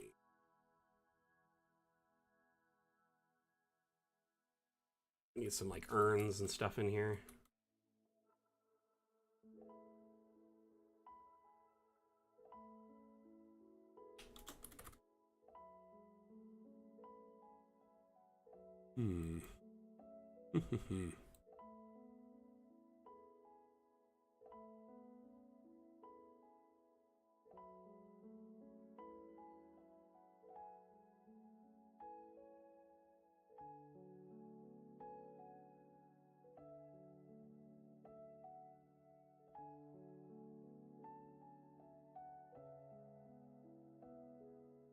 Oh, not at all. I just feel bad getting sidetracked on the stream when y'all are likely here, not for Star Wars or, you know. But we had people, literally a Revan in 2 different chats, so I had to chime in on that. Like,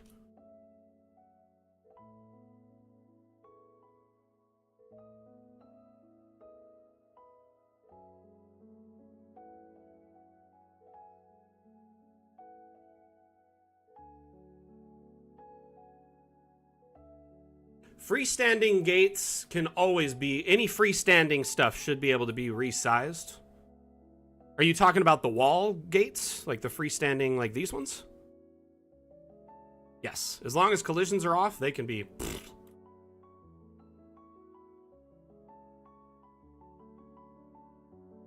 Nice! How'd they turn out, Revan? There are some Star Wars themed maps on the workshop that look really good. I'm really impressed with them.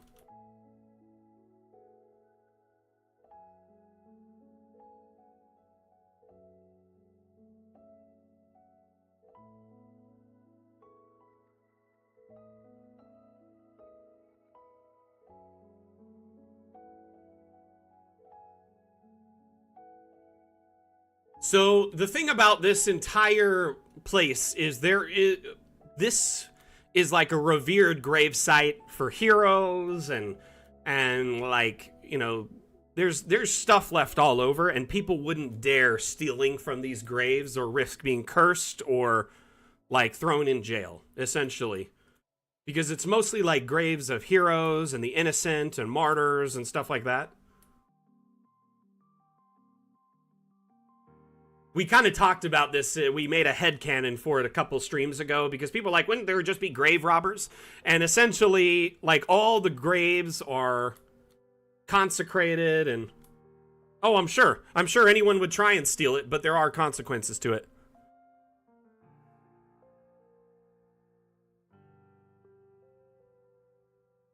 That's really cool, Revan. Did you share any of your maps on the workshop, or...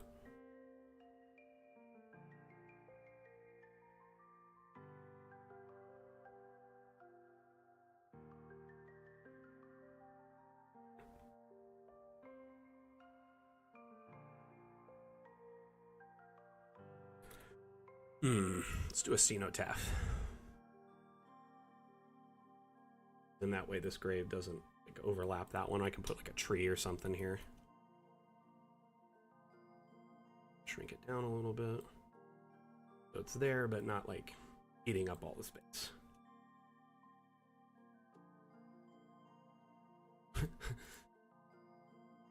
Dyson, how's the weather holding up there?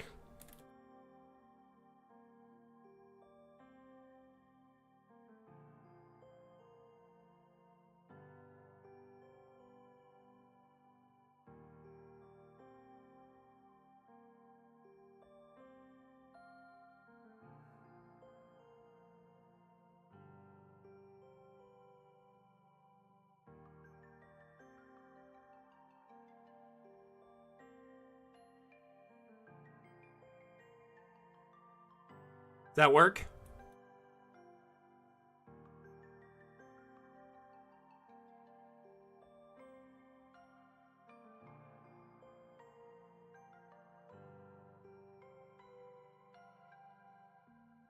I'm gonna put it in the middle one. We'll tuck it back in a little bit. And then it could be gated inside of it, so it looks like an add-on, but it's not like too overbearing. I am the Bob Ross of DA. We're just going to put a happy little gate over this golden skull. Make sure there's no grave robbers. We wouldn't want that, would we?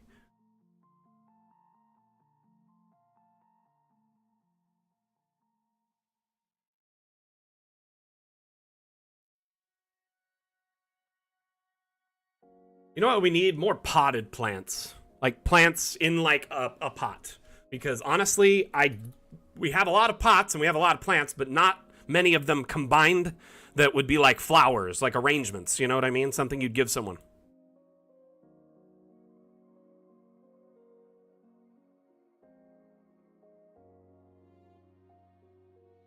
I'm going to grab a couple of these because they work great for this exact purpose.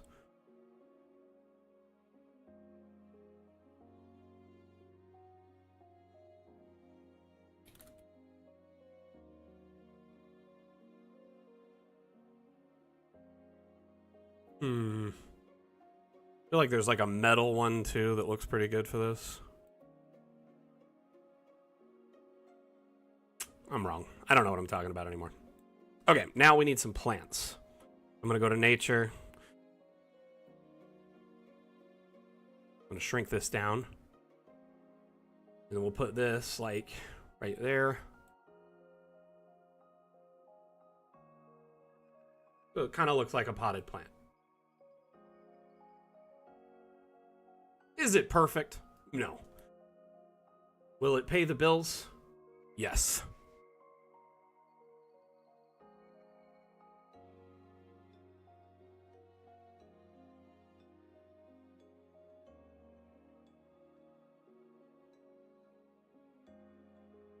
Too high. Like that looks odd.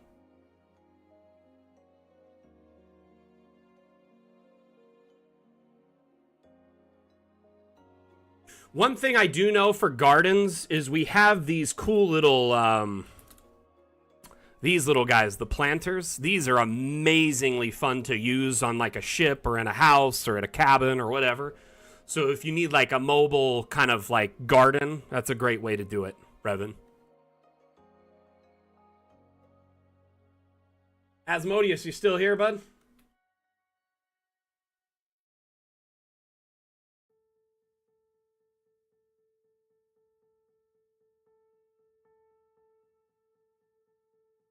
So I don't know if you heard me, but I think if we had some, just to, like a casual request, if you have some spare time in the next, couple weeks, if we had like flower arrangements that are like a bouquet of flowers inside of like a vase, whether it's a glass vase, a clay vase, a metal vase, several different ones. So we just had like flowers we could put on top of a table or at a grave site. Be pretty nice. Bouquets of flowers in general. Just throwing that out there.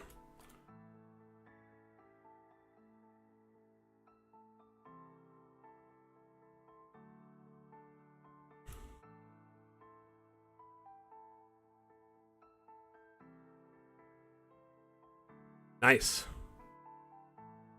Thank you, sir. Yes, sir. Thank you, sir.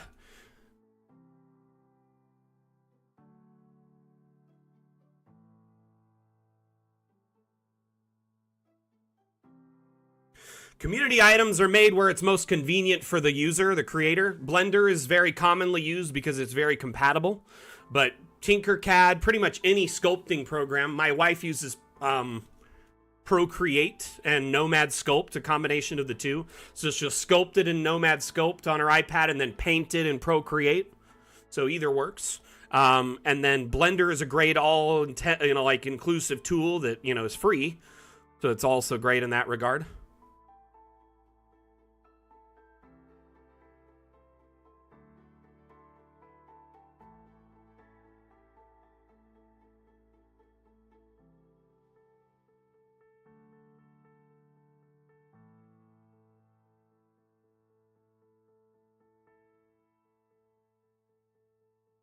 Yep,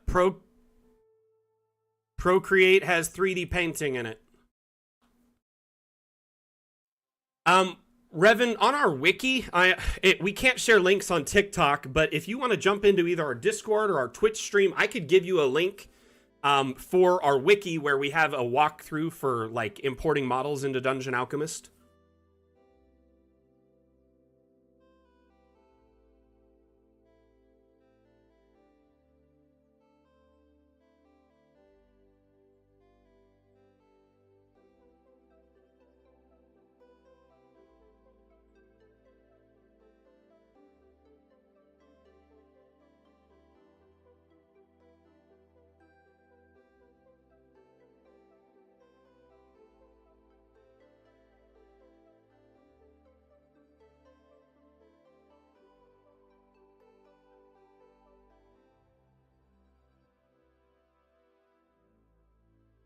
Oh, cool. Awesome, awesome. If you want to, you could type into chat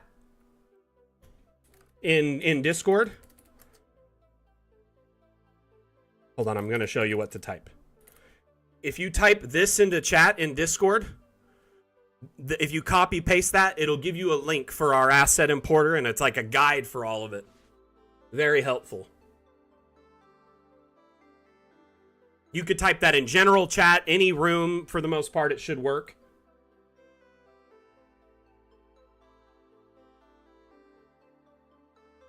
I see you typing it right now.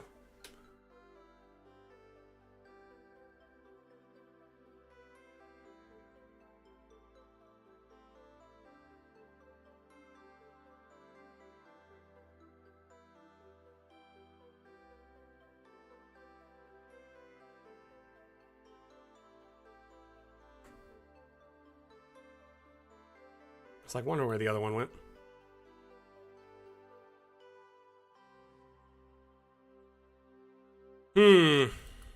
Let's put something in this mausoleum because we can open it. I'm thinking like a cool... I don't know. We've got the sarcophagus, right? The golden one's pretty neat.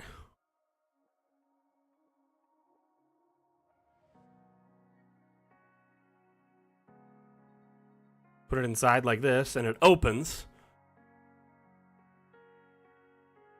There's like an Iron Maiden in it. But we could put a mummy in it. For fun.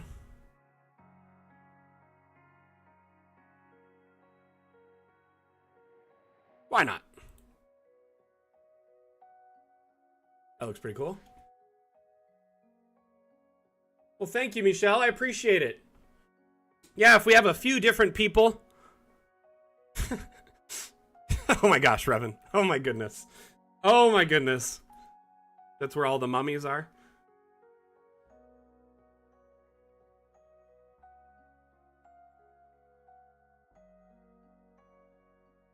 Could even put some torches in here. Like a sensor or something like this in the corner would look pretty cool.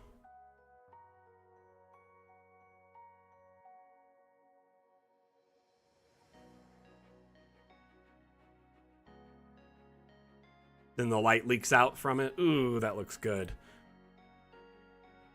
Oh.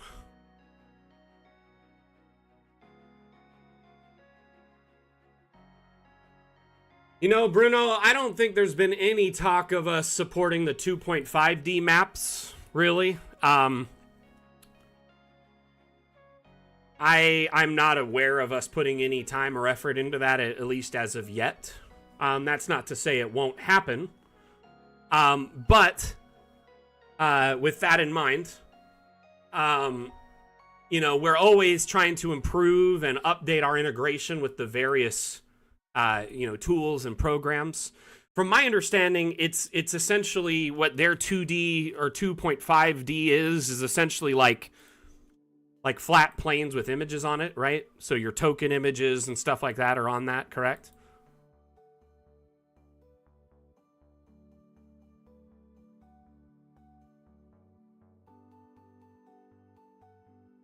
So kind of like this, how, you know, this is not the best example, but like if this were a token, I mean, we kind of offer 2.5D support to a degree with our abstract images and whatnot, but I don't think at any time, you know, at least in the near future, we'll be looking into that as far as I'm aware. I will double check with Carl and Wim just to make sure, but offhand, I'm not apprised to any. Though I do know that our main focus right now is on multi-level and getting that kind of finalized, which is full 3D going into, you know, our next update. You'll have ceilings, you'll have, you know, multi-level structures, towers, stuff like that without using any workarounds or tricks or anything like that. It'll all be stock and you can generate it natively within DA, and each of these levels will function like a level, like a separate export, essentially.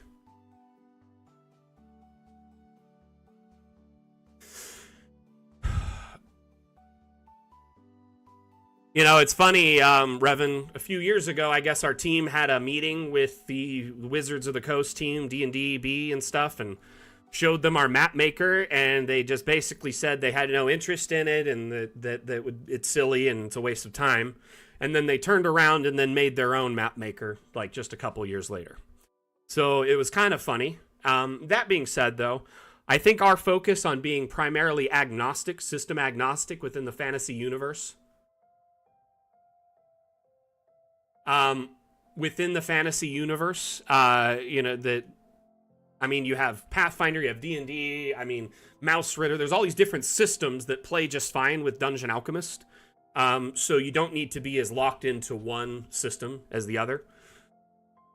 Now, that being said, everybody has their preferences. I'm not here to rag on any of them. I actually really enjoy 5e as a system. I like it a lot.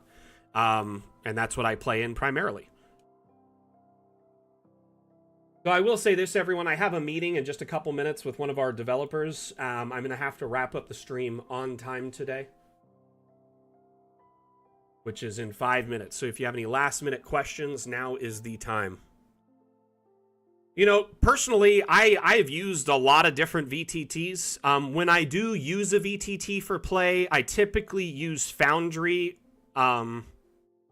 just because I like that it was a one-time purchase and includes like a lot of functionality. Fantasy Grounds is great. It has its pros and cons. Foundry has its pros and cons, and Roll20 has its pros and cons.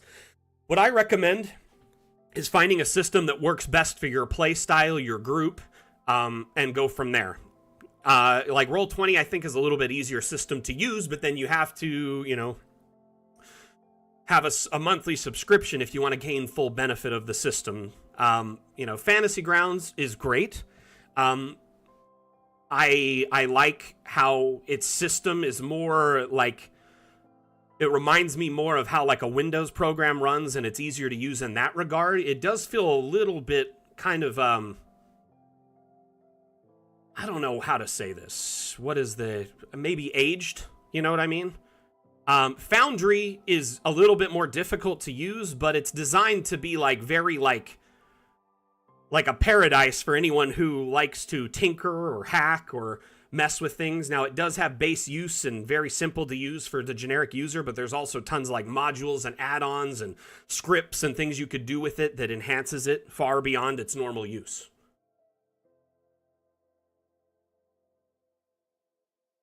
Hey, fair enough, Bruno. And I'm not saying there's anything wrong with Fantasy Grounds. Just my personal preference is Foundry. Honestly, that is not the opinion of DA. That's my personal opinion. And we are compatible with Foundry, Fantasy Grounds, Above, and Roll20. So, I mean, those are all great options with Dungeon Alchemist.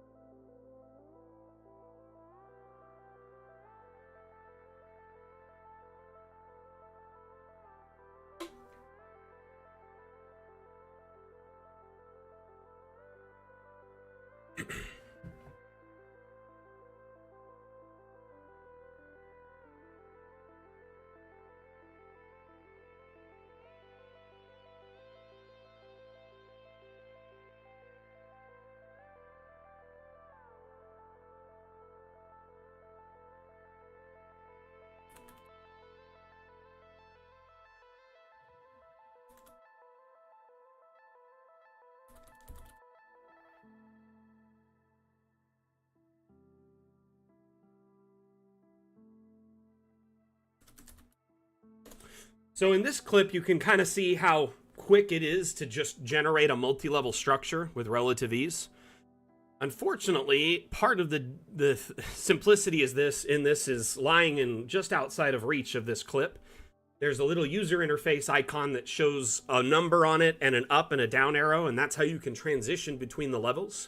You can click the up or the down arrow, or you can use the plus or minus key to do it as well.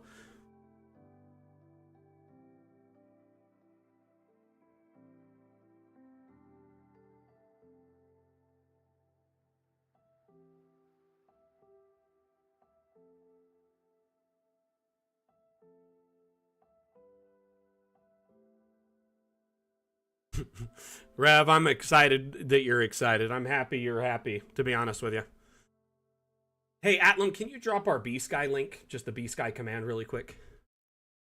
Just letting everyone know we are on Blue Sky, which is kind of a newer... I swear, is that command not working? I know I finished it. Here, I'll just play it.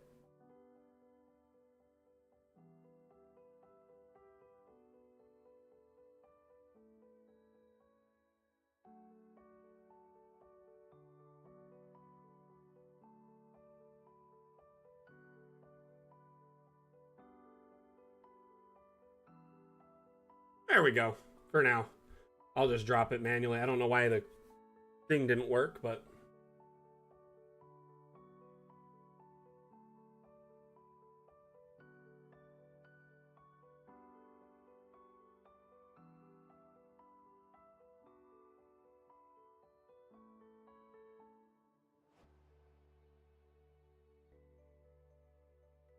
Finally, huh? It's okay. Don't worry about it. You've never seen Witch Tools, Revan?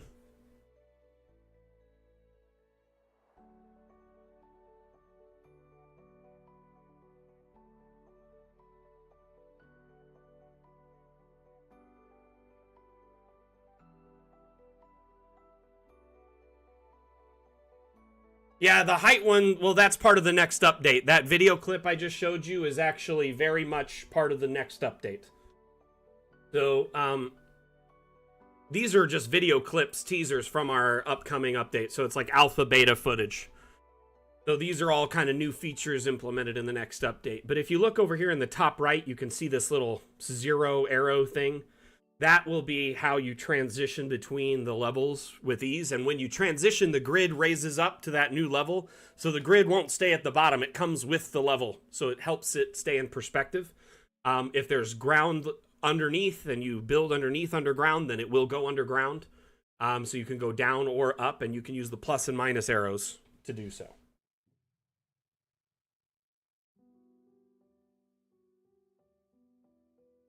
All right, everyone. I got to wrap up the stream. Thank you so much for being here today. Had a tremendous amount of fun hanging out with you. Got a little bit of building done, and we got our kind of plan laid out for next week. Thank you, everyone, for participating, whether you were actively chatting, whether you were lurking, whether it was your first stream or your 100th. Appreciate each and every one of you.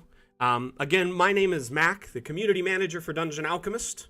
I just want you to be aware we host several streams throughout the week, including Monday, Wednesday, and Saturday. Now, I will say this, unfortunately, I do have to cancel this upcoming Wednesday office hour stream. I have to attend an appointment that I can't reschedule, so I have to cancel this upcoming office hour, sadly. So this Wednesday stream at 10 a.m. in our Discord will not be happening. Cat fur just landed on my face. Excuse me. Anyway, so what I was going to say is I will be doing a multi-stream later in the day to make up for it. So if if our normal scheduled time won't be available, I'll probably be streaming around 2 or 3 p.m. Pacific time as a multi-stream for a couple of hours. Thank you, everyone, for being here. Appreciate your support and your interest in Dungeon Alchemist, whether it's as a long-time community member and mapmaker, cartographer, or today is your first day and you're just checking out the stream or maybe checking out the demo. Thank you for being a part of it. Again, my name is Mac, the community manager, and we'll see you next time I give a damn. Mac out. Bye. Bye. We're going to run a quick ad and end the stream.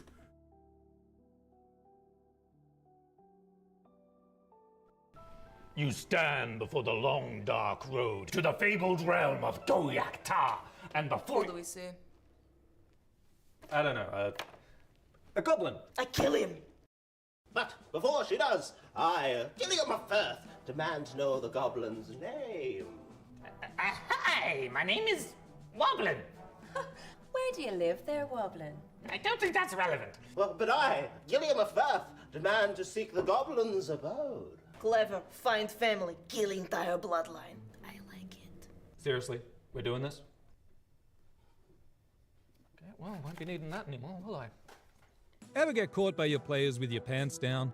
Dungeon Alchemist lets you create wonderful maps for any encounter in seconds. Oh, Woblin, that's a very impressive cheese collection you've got there. Yeah, it is quite impressive, yes. But you know what's more impressive? This map I have to the Fabled realm of Goyak-Ta. Please take it and leave. Close the door behind you. Mr. Woblin, I cannot help but notice that you have a secret tunnel underneath your cabinet. Care to explain? Download Dungeon Alchemist, the AI-powered mapmaker, on Steam today. All right. Thank you, everyone, for being here. Thank you for watching. And remember, if you enjoyed the stream and you want to catch our future streams, make sure you hit that like, follow, subscribe, upvote, whatever the button is for your platform. Make sure you do it. And we'll see you next time I give a damn. Back out. Bye.